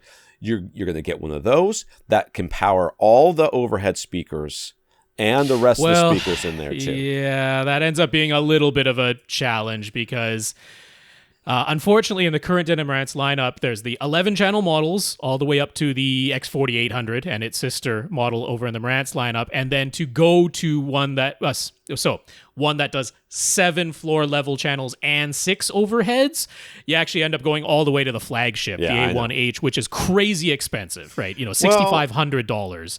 And then you're actually getting 15 channels at that point, not 13, which is going to follow to another question if you want to go all that way. So, I mean, we really like that the newest Denon and Marantzes have that 4th subwoofer output that can be set to tactile transducer, because that makes our lives and describing the setup of how to do tactile transducer hookup correctly so much easier, because now we just say, hey, set the 4th subwoofer output to tactile transducer and hooray, we're done. Because the alternative is, if you're using your Odyssey room correction in your current AV receiver that you have, which we hope you are. for the tactile transducer, you have to undo that on the subwoofer output because you don't want a equalized signal being fed to your tactile transducers, because tactile transducers don't have humps and dips in their response. You need to just send it a linear signal. So it means undoing whatever subwoofer correction has been done to the subwoofer output to feed your tactile transducer, and that's a hassle, and you have to buy like a mini DSP, which is not terribly expensive, but you have to buy that and then do the programming yourself to the reversing the Odyssey is the problem. Yeah, so we love that you can just get the new Denon Marantzas and just set that for subwoofer output to tactile transducer, but that is much more expensive than buying a mini DSP, of course. Right. So, I mean, I guess the alternative is, and I linked up a couple of articles here, including how to add tactile transducers, and it does talk about what you have to do, not exactly how to do it. So reversing the Odyssey curve is something that other outlets can tell you and walk you through how to do, but it is not, it's not impossible. It's just not, it's beyond the scope of this podcast. Hassle. Yeah. It's a bit of a hassle. Yeah. So, there are other ways to get it to do some of these things, but if it were me, I would be thinking about receiver upgrades simply because I think that it's going to solve more of your problems than anything else. Yeah, but it's like, if you just did it with sound waves, and buying two more subwoofers, if what he's considering is buying two more subwoofers, it's not like budget's really that much of an issue. He may not want to dump it all into an AV receiver, and I can understand that. Well, I mean, he's considering a AV receiver upgrade, so that is on his mind. I'm just saying, unfortunately, to go beyond 7.2.4, unfortunately, right now means going to a crazier, more expensive $6,500 A1H. Yeah. So what should he do with those 6 overhead speakers? He wanted the seats behind the couch to still get a good experience. That's the main reason he included the rear height positions. But to get 6 independent overhead channels, you need to upgrade his AV receiver, which wouldn't be cheap. He's willing to consider it, but would it be a worthwhile upgrade? No. Okay. Let me just first of all say, okay, to answer your question as wrote, should you upgrade your AV receiver just for these overhead speakers? My answer is definitively and emphatically no. You should not. And I, the person who's more willing to entertain more overhead speakers than Tom is, I also agree, no, this is not worth it. What I would do is exactly what I said at the beginning. Front heights and rear heights, keep those. Forget about the top middles that you have right now. And everybody will be getting a similar experience. It will be fine. That's right. It will be fine. But when we take into consideration the other things that we're talking about here, I think then you can start, like, it's, for me, overhead speakers, you need to have more reason than that to upgrade an AV receiver for them. It's just not enough. And I mean, I could say the same thing about getting DRAC over Odyssey or getting Odyssey over DRAC. I don't think that that's enough of a reason to upgrade what you already have. It's kind of a cool, nice thing. Or if this is your first AV receiver, you can consider it. But I wouldn't upgrade over what you have just for that. What I can mention is, if you do end up getting a new AV receiver and you don't go all the way to the A1H, instead you get an X3800 or an X4800, they do now have the capability of being set up with their 11 channels as 5.4.6 instead of only doing 7.4.4, right? But before you could only do 4 overheads and 7. You couldn't do 5.4.6. And I think that would but be they let fine. you do that now. Well, I'm just saying, if you want to experiment with it, you could experiment with it and decide for yourself through in-house experimentation and be like, you know what? I don't really need those 6 overheads. I'd much rather have the 7 floor level and the 4 overhead.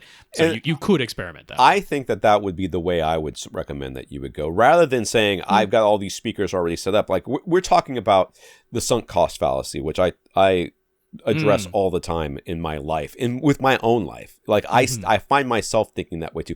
I've already bought this, therefore I must make use of it or get every value. You've already installed all these speakers, therefore you must use them. But is it really worth spending like thousands of dollars more to use them when the difference might not be something that's all that great or even good?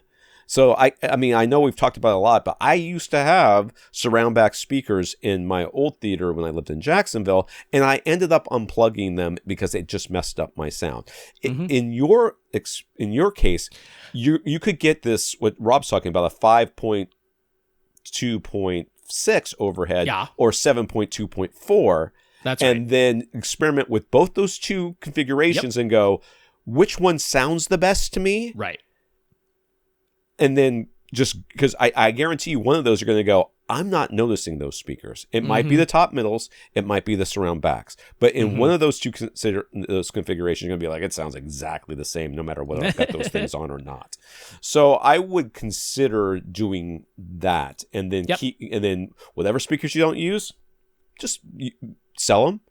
Use them for something else. I mean, put them in a different room. All the speakers you have are very sellable. So. Yeah. So he asked, should he add front wides? Again, this would require a receiver upgrade. There's no world in which I suggest that you get front wides. Not without, before we talk about room treatments. Like for me, front wides. So for those of you that don't remember this, front wides are on the outside. They basically sit where your first reflection point should be. On the side walls. On the side walls. Yeah. So if so it can control those first reflections more accurately or give you the sound that makes it sound more realistic rather than just it bouncing off this weird wall he's got over there or whatever might be over there without having room treatments to absorb the first reflection that's coming at it. Why? You're just adding more sound from that reflection point in my mind. And I, the front wide fan, am going to tell you in this room, nope, don't do front wides in here. You just you've got a door right where one of the front wides should be. You've currently got either the bar or shelves on the other side where the front wide should be. No, you don't have a setup that would work well with front wides. So even I, the much bigger fan of front wides than almost anyone else in the world, am telling you don't do it in this room. So he says, let's dig into room treatments. What would we recommend based on his photos and the layout of the room? What would enhance the listening experience the most? Literally anywhere. Yeah, yours is as thick as you can, and I'm looking at the wall to ceiling edges of this room because you've got a lot of I don't think this is a room that's sounding super echoey. I don't think you've got that scenario because you've got a lot of stuff in this room. You have irregular shapes in this room, so I'm not particularly worried that you're in the world's worst echo chamber of a room or anything like that. I don't think you have horrible acoustics on that front, but what you could definitely use in here is, yes, we would lower some of the decay times in this room. We want to focus on bass trapping, even though you're like, I don't want to take bass away. I want even more tactile bass. No, that's not what it does. It helps to even everything out, make it more controllable. It doesn't sap all the strength of the bass in your room or anything like that. So given how much stuff is already in this room and positioned around this room in ways that I'm pretty sure you don't want to completely rearrange everything that's in here, I'm looking at the wall to ceiling edges in particular and being like, yeah, you could absolutely have soffit traps up there. You could do tri-traps if you're willing, for that look, for that angled sort of look, but I would have as thick as you can, basically all around the perimeter of your room. You already have the exposed beam ceiling, so having something in those wall to ceiling edges that kind of protrudes a little bit blocky isn't going to look crazy out of place in here, and you can get it in a dark brown coloring that's going to match what you already have. Yeah, it's hard to look at your walls and see where you can put things in here because there's not a lot of space. I'm worried about overall reverberation time in here much more than specific reflections. Yeah, so I mean, almost freestanding traps. I mean, there's just possibly, I suppose. There's so much stuff in here that it's hard to even say. But like I said, I'm looking on top of that bar area in the back. There's just putting a soffit trap just sitting up on top of that. Some of the corner traps maybe. But there's you could consider the vertical corners possibly. Sure, there's definitely some vertical corner action here that can be.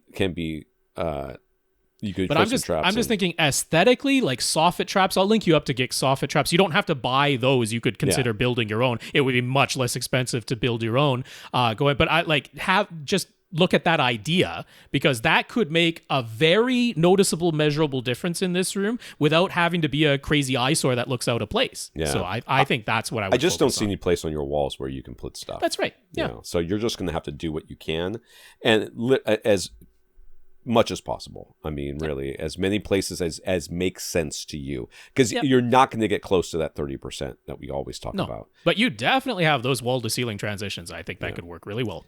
So orientation and layout of the room cannot really be changed much at this point. He already thinks his wife is awesome for letting him dedicate this much room as he has to it.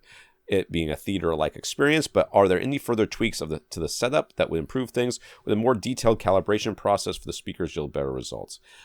You are... and I think he's hinting at Dirac there or something like that. And there's no processing that's going to fix the fact that Right. your room is the biggest issue you have. So really, and we're not telling you, oh, you have to change your room. We got to live in the real world here. What we're driving at is don't go chasing like minor details when there is a bigger thing that isn't realistic or reasonable to ask you to change that is going to render those minor details moot. Right? Don't go chasing your tail. That's really what we're getting at. So yes. So your biggest issue in your whole setup is the fact that your room is the problem. Okay, and and we're using that term in terms of stopping it from being 100% optimal. Not this room is a whole problem. Never put a theater in here. No, this is a really nice looking setup. You've done what you can, and you're making. I mean, I think more than what most people would be willing to do. Oh gosh, yeah. Okay, yeah. so if you're really wanting to get like a more theater-like experience, then what you need to do is the things that you need to do is, first of all, you want to be able to pressurize the room with bass so that you can get that bass that you can feel, which we've talked about a lot. So that would mean adding doors to that opening. Well, it really means switching rooms, I think, is the most reasonable way of talking about this. I mean, if there is another room in this house that is much smaller, now I know you're going to be like... He made it very clear in his email that is not the case. Well, and let's just talk about it then for everybody else who's listening to this. If your home theater is in the living room and you're like, I want to have a theater-like experience, you can only do so much while you continue to use that room. Yeah. You need to switch to a different room. It could be the same size-ish, but it's got to be enclosed. You have to be able to have full light control. You have to be able to control exactly where you put things in it, because that's what really makes a home theater possible to optimize. Once you have to start working around like hallways and doorways and everything else, then that's when you run into all these issues. So if you could move what you have into let's just say you had a bedroom someplace, an 83-inch TV in a bedroom is a theater-like experience. Where you're sitting 7 or 8 feet away instead of 10 feet away. Yeah. Is a theater-like experience. And then all of a sudden, your subwoofers are way too big. You can get smaller subwoofers. Right. Your speakers are probably also too big.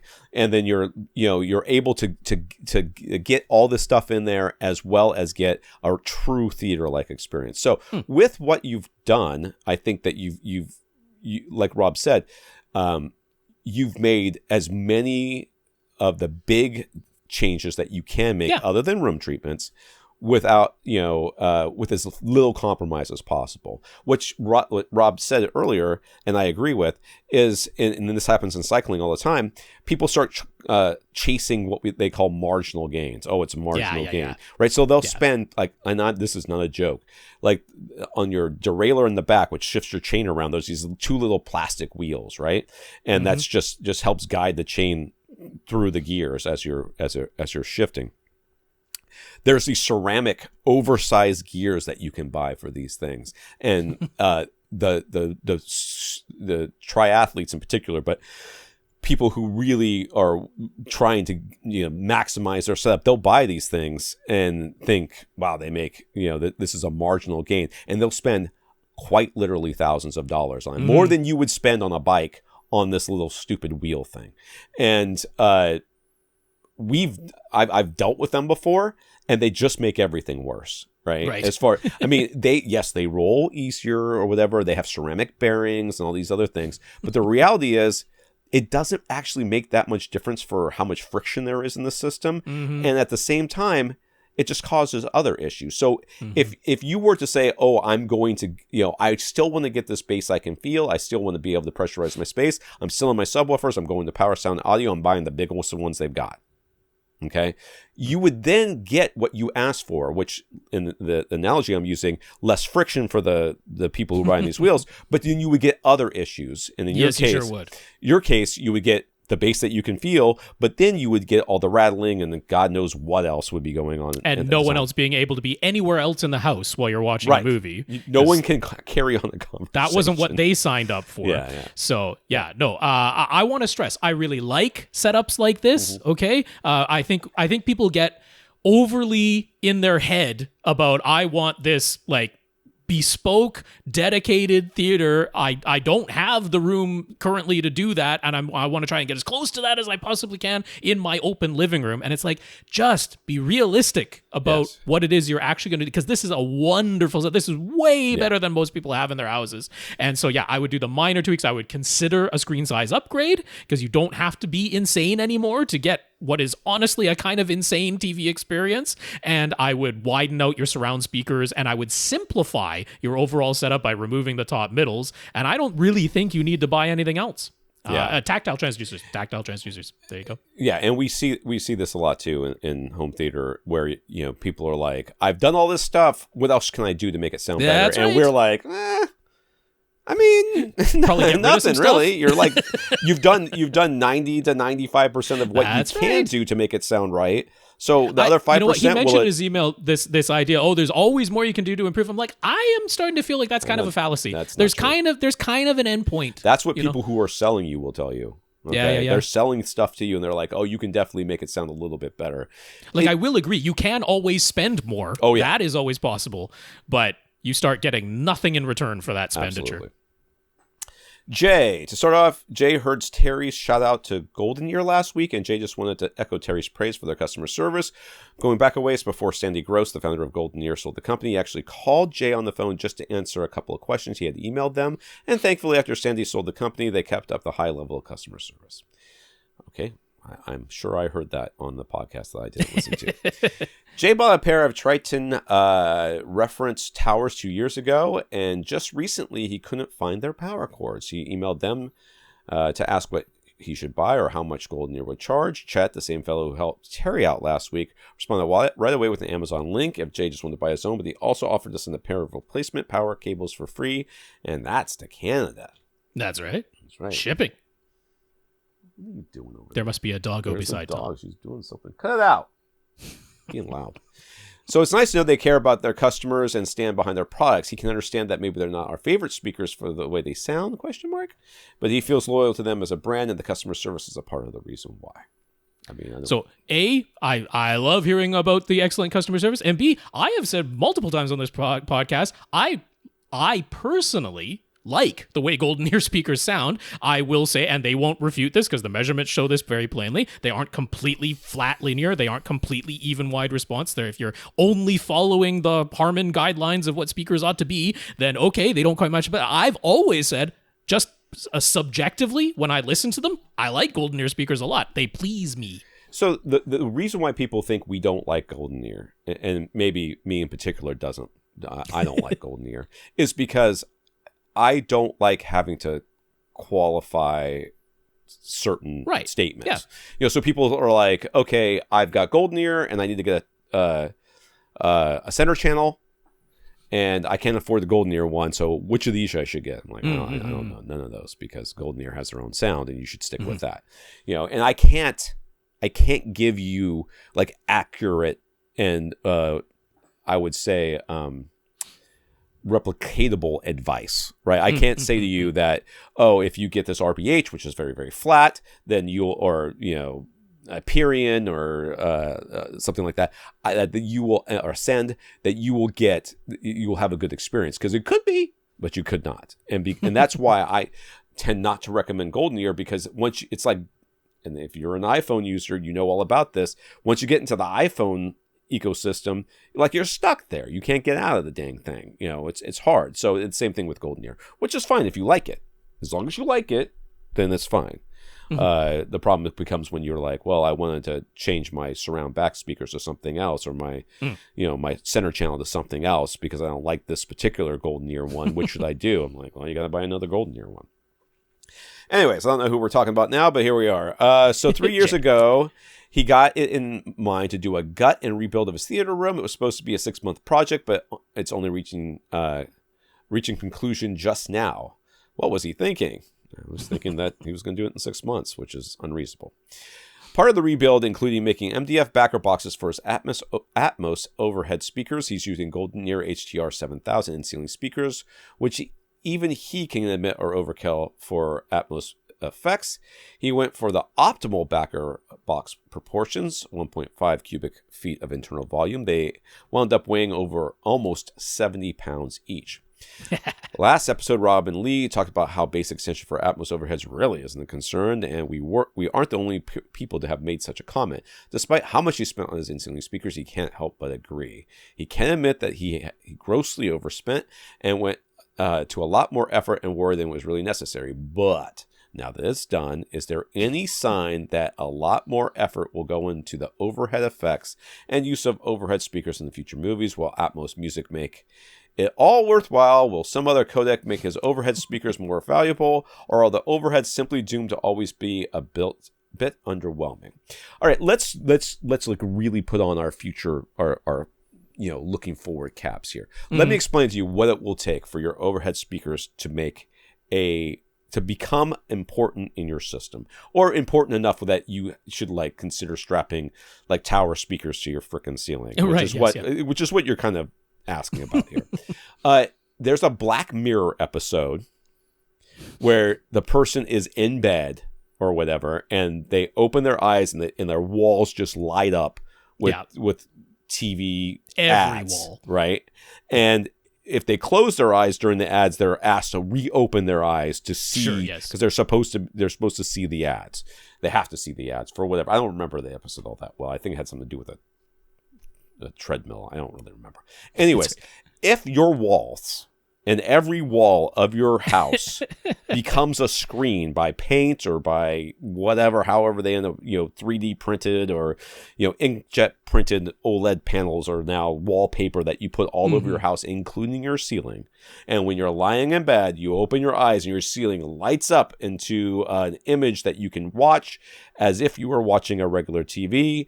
Then your overhead speakers will matter. But as long as TVs continue to be something you put on a wall and sit down in front of or stand up in front of and watch, your overhead speakers will never be important enough. And it's simply because your ears are not built to hear those sounds all that accurately anyways, so it doesn't ever matter.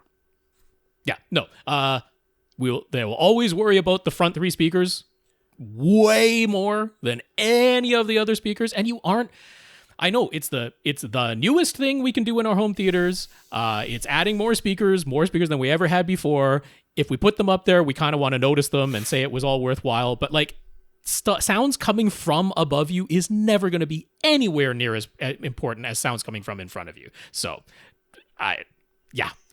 Unless we evolve different shaped ears that can rotate right. around and stuff, it's just never going to be the case. So you still wasted your money, and you know that you've said it, so I don't feel bad saying. I also wouldn't go tearing them out at this point. Oh yeah, though. Who cares? You did it. Way too much hassle. You've got the best Atmos speakers in the world. You've done it. You win. That's right. You win Atmos. You have won Atmos. Jay's kid has been getting introduced to Seinfeld on Netflix. Jay has noticed that he has to turn up the volume quite a bit louder than other shows to make the dialogue clear, but then the music during scene changes almost blast them out of their chairs. He's noticed that when he pushed the movie listening mode button on his Marantz SR7010 remote, it set the listening mode to virtual. He's tried adjusting Odyssey dynamic EQ offset, which seemed to help a little bit, but it's not enough. Is he missing something? Is there a setting he's missing? And was it us who actually praised Netflix's new audio codec a while ago? I don't remember doing that. No, that wasn't us. So that was in a different podcast you listened to. I'm not quite sure what you're referring to. But the clue, if you press the movie listening mode button and it went to virtual, it's got to be mono, huh? Is it mono? Well, no, stereo. Is it stereo? Means the signal is stereo, which Seinfeld, that wouldn't sense. Be weird. That would make sense that Seinfeld is coming in stereo. So I would advise just keep clicking the movie listening mode button because it cycles through as you click it more than once. Try just the straight stereo listening mode, or you'll end up at Dolby Surround or DTS Neural X, right? You could use one of the. I wouldn't use virtual, because that. No. I wouldn't use virtual. No. So yeah, this I think once you get to the right listening mode, this will sort itself out. You're getting a stereo signal when you're watching Seinfeld. That's not a surprise. Yeah, I remember. I think it's Suits. It might be Suits. No, the other one. Where the guy's a con man, but it's kind of like Suits, and he helps the cop. I can't remember the name of it right now. The first episode, the lip sync is off. Drives me absolutely bonkers. Gotcha. And it's just in there. So yeah, you need to just cycle through the listening modes, and you'll be okay. Yeah. He shows a lot of newer movies and TV shows that there are seemingly random shots that have an almost fishbowl-like effect to them. The middle of the image is in focus, but the good portion of the edges are blurry. Sometimes the geometry even looks a bit distorted. He's seen other people in forums complaining about it too. And it isn't just some 80s dream sequence effect, or it's something. Any idea what gives? Transcoding? I mean, it sounds like for whatever reason, some people have just gotten onto a certain type of camera, a certain type of lens. I mean, I'm wondering if he's talking about those shots where they have the camera strapped to the actor's chest, and they do that thing where the person stays stationary in the frame, but the everything behind them is whipping around really wildly. Yeah, like the old Fear Factor stuff. Yeah. A little bit of that. So like that's used quite frequently in a lot of movies. I mean, basically what a lot of this could come down to is they're it's not exactly GoPros, but a very similar setup to GoPros. They used to have them on like these weird, like they would strap it to your body, and then there would be it's like a harness. Would film back at your face. Yeah, and sometimes they do it where it's facing outward too. So I think this is probably just a stylistic and camera choice thing where they're using just like a digital SLR camera to capture this stuff, and then they're going for a certain effect where it's this wide, slightly distorted fishbowl type of thing. So I think this is a artistic choice that you're noticing. That's just a common thing. But if it is that harness rig where they're showing the person's face and that staying stationary, everything is whipping around behind them, that is a common technique that's being used. So I think that's all. I don't think it's anything to do with your display or something like that, because like you're saying, it's not showing up in older movies and that. If anything, it would just be, even if it weren't what Rob's talking about. I know what Rob's talking about, and yes, it does look that way, where the person in the middle stays absolutely in the center of Fixed. the image. That's right. And then everything else moves around them, and that could certainly be distorting. But that was something that was popular for a hot minute, like right around the time Blair Witch came out. That started because they did a lot. Like even Breaking Bad used it and stuff. So it could be that type of thing. So I mean, our next question is probably going to be the last we get to this week. I have a request, if you're willing, Tom, because I would really like to answer Dale this week. So he's down at number 11, and I think the other questions will keep until then. Paul, I think Paul's theater looks really nice. Oh, do you? I mean, if you're willing to go a little over time, I'm happy. I got things to do here. Yeah. Dale would like a recommendation for a pair of speakers that he wants to put in his garage. He's got a classic Fisher rack system from the 90s in there with an AM/FM tuner, cassette deck, and a turntable. Might add a CD player too. It's 100 watts per channel. He just wants a pair of speakers that let him rock out in the garage. What do we suggest? 100 watts per channel. Wait, pair of speakers. So he's looking for a Fisher rack system. That like brings me back. There you go. So generally speaking, with these, you would get like tower speakers that would flank on either side. I mean, that's the picture with those old Fisher rack systems for sure. And that's probably what he had in mind, although that isn't what I am going to link to. Right. I hate to say it, but yes, I would kind of, I almost might recommend Polks, to be honest with you, because of how they look as far as,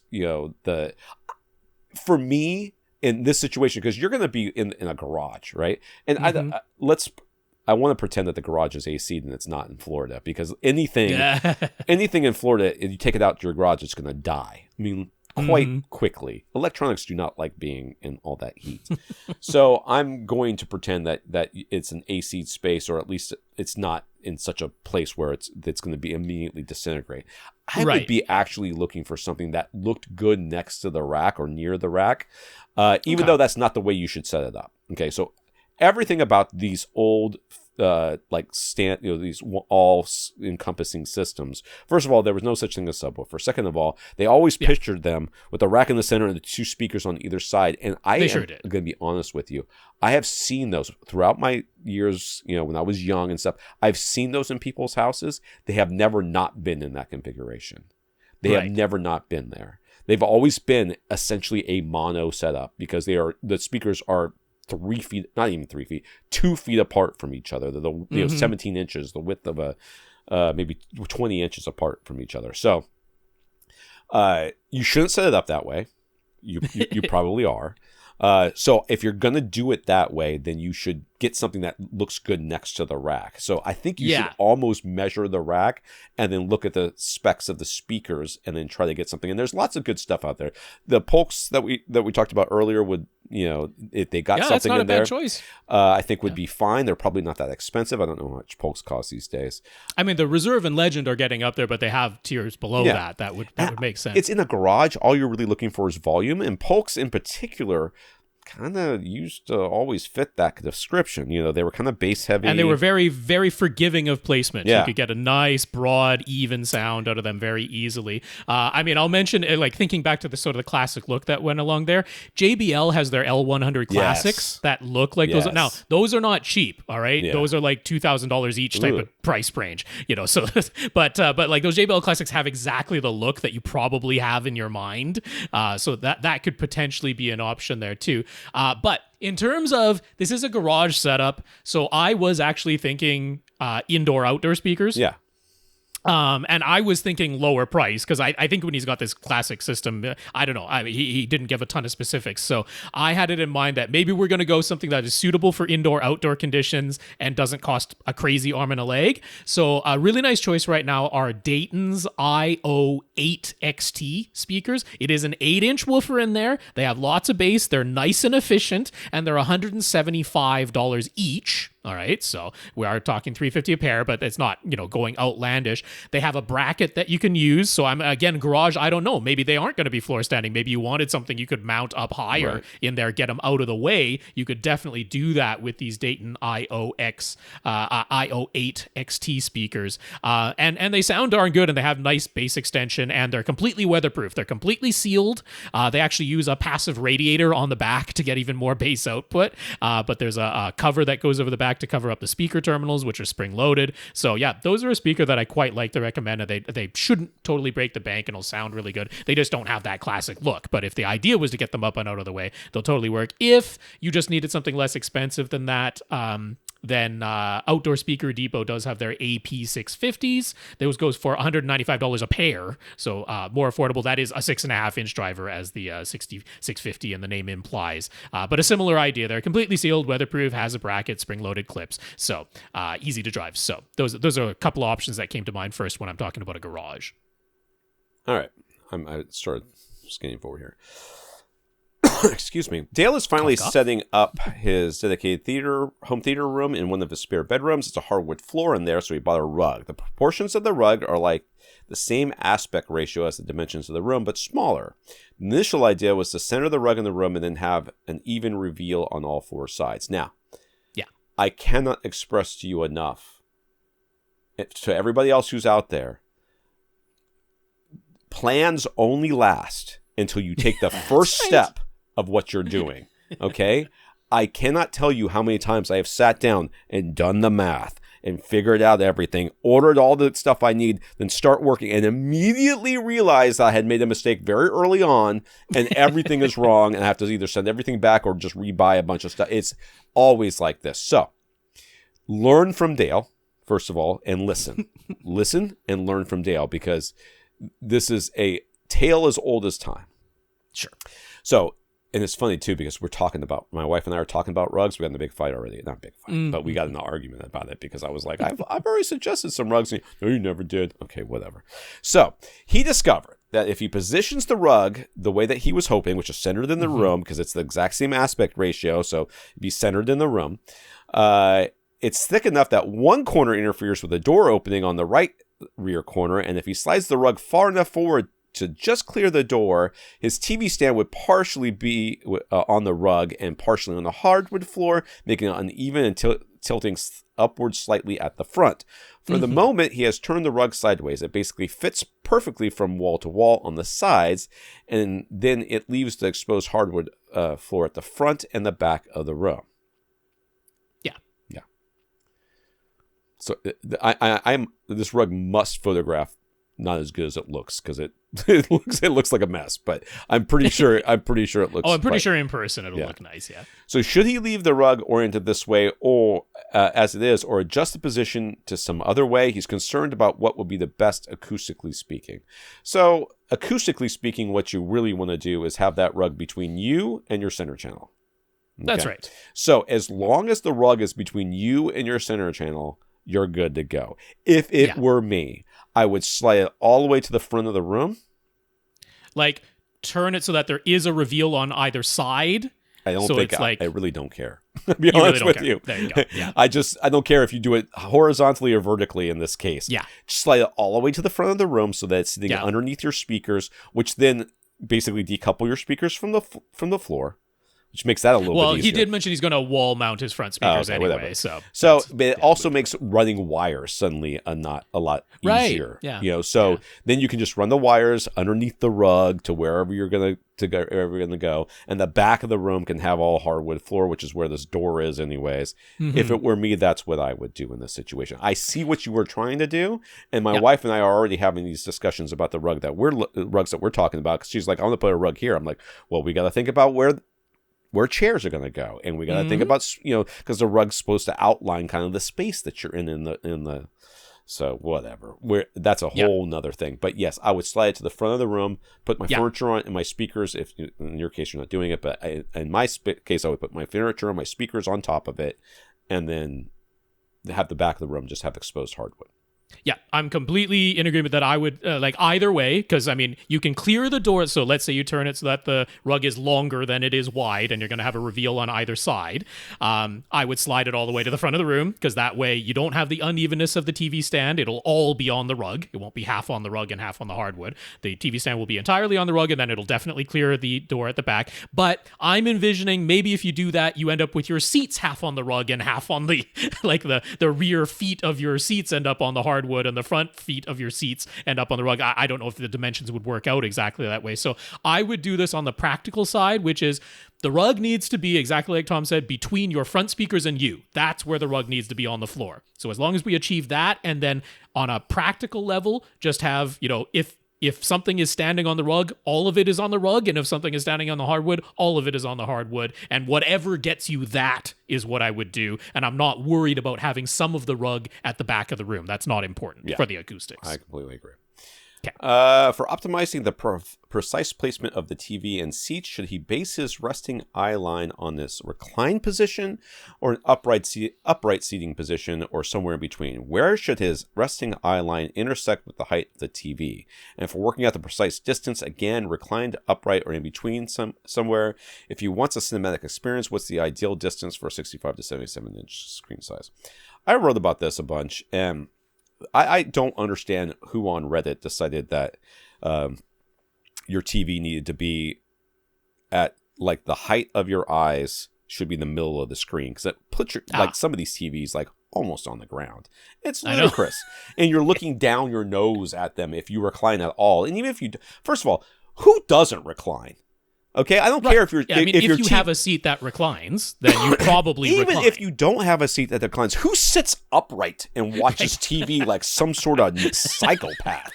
You slouch. That's so probably true. The height of your eyes off the ground ish, right? Yes. It doesn't have to be exact. Between the bottom and the third, about a third of the height of the screen from the bottom. Yeah. Like take the bottom edge of your screen, take the total height of your screen, and like a third of the total height up from the bottom edge. Yes. That should be about where your resting eye line hits the screen. Yeah.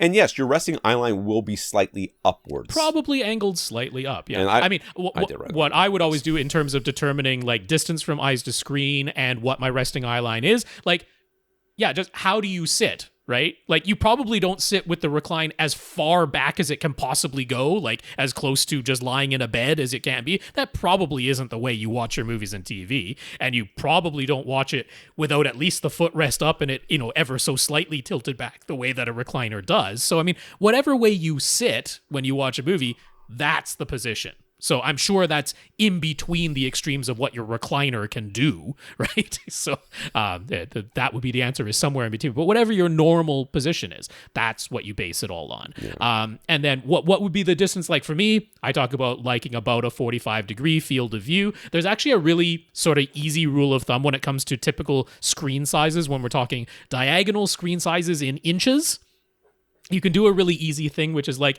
if it's, say, a 65-inch diagonal TV, if you take that to 5.5 feet, so you go from 65-inch to 5.5 feet, that gets you right about a 45-degree field of view. And you have a 75-inch screen diagonal if you go to 6.5 feet. So basically just like, if it's 75 inches, 6.5. If it's 65 inches, 5.5. If it's 85 inches, 7.5 in feet, then that all works out pretty easily to about a 45-degree field of view. So that's a really easy rule of thumb there. So yeah, if you went for a 75, 77-inch TV in there, then I'd be about 6.5 to 7 feet away. Yeah.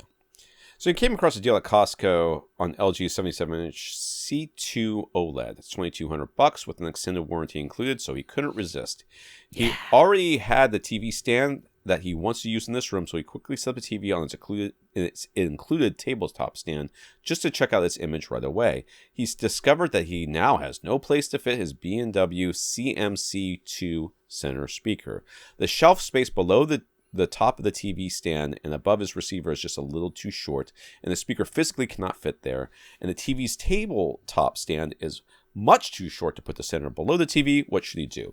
So there are, and this is, it's funny that we don't talk about these more, but there are essentially tabletop stands that are like wall mounts, basically, that just allow they call them universal tabletop stands, and they connect to the Visa mounts on the back of the television just like a wall mount would, and they just go in that way, and that's 100% what I would do here, because they're not super expensive, and it's a very easy way of replacing the tabletop stand that came with your TV. And then they're also height adjustable. So there might be a little bit of trial and error in your case, but with the height adjustability, you can get it so that the bottom edge of the TV is nicely aligned. One thing to know about the LG OLEDs is that their VISA mounting brackets on the back is quite low. It's not centered on the back of the TV. It's towards the bottom end. So there definitely could be a little trial and error with adjusting the height of one of these universal TV stands and exactly where everything screws in and gets positioned. But you only have to do it once. You only have to go through the trial and error once. And then you can get ones that also swivel a little bit, which can be really nice. In his room, he probably really doesn't need it, but it's kind of a little nicety. I will say for the 75, 77-inch size, you do not have to get one of these universal TV stand mounts that specifically says it goes up to that screen size. All that matters is the weight capacity.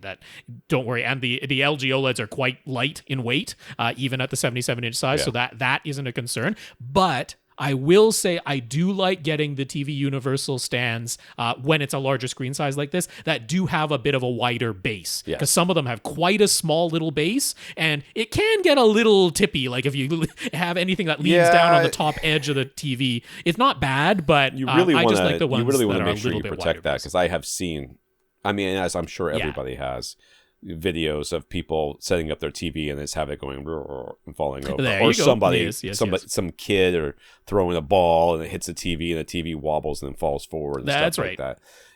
I know that we're all like, oh, I can't wait to set up my TV, and you set it up there and then you're like, I'll secure it later. No, you won't. Yes. No, you won't. No, you won't. No, you won't. So over at Amazon, they have the Pearlsmith brand. They have a $50 model that will absolutely do everything you need it to do. So this doesn't have to break the bank. And it's really nice. I actually think in the image that he showed that TV could be a little higher. I would probably want the bottom edge of that TV to be a little bit higher anyway. And then I would 100% have your center speaker on the top of that TV cabinet. Use the universal TV stand to raise the height of the TV, and it'll all fit nicely. All right. Who we got left, Rob? Yeah, so we got quite a few, and I got to scroll here to make sure that I didn't miss the ones that we skipped past, unfortunately. Didn't quite do exactly first in, first out this week. But let's see. We had Daz, for sure. I know that he was there. So we had Daz, Infinite Gary, and Paul. Those were all technically on the list before we slipped our way down to Dale. And then we had Carl and Nick afterwards. There we go. Okay. Those are all the names. I got them out. So we want to thank our 138 patrons over at patreon.com to start with. We sure do. That's patreon.com/AVRant podcast if you'd like to sign up to make an automatic monthly donation. So a big thanks to our 138 patrons over there. Thank Dale for talking us up to Sherwin-Williams employees. So thank you very much for that, Dale. Yes, thank you, Dale. I appreciate that. And then notes of gratitude from Terry, Vince, Jay, and Paul. Thank you for thanking us. For sure, Terry, Vince, Jay, and Paul, thank you all very much for those notes of gratitude and encouragement. They're appreciated. And thank you to everybody who continues to listen and send in your questions. If you want to get your question answered, all you have to do is ask. You ask by emailing us at question@avrant.com. For AVRant, I'm Tom Andry. And I'm Rob H. Now go out and listen to something.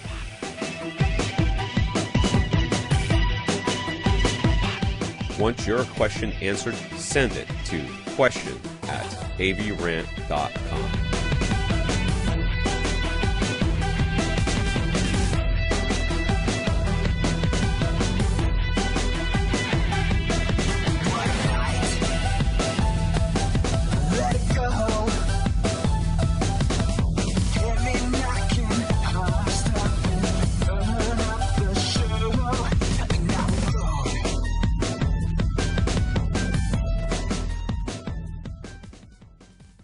This is AVRant.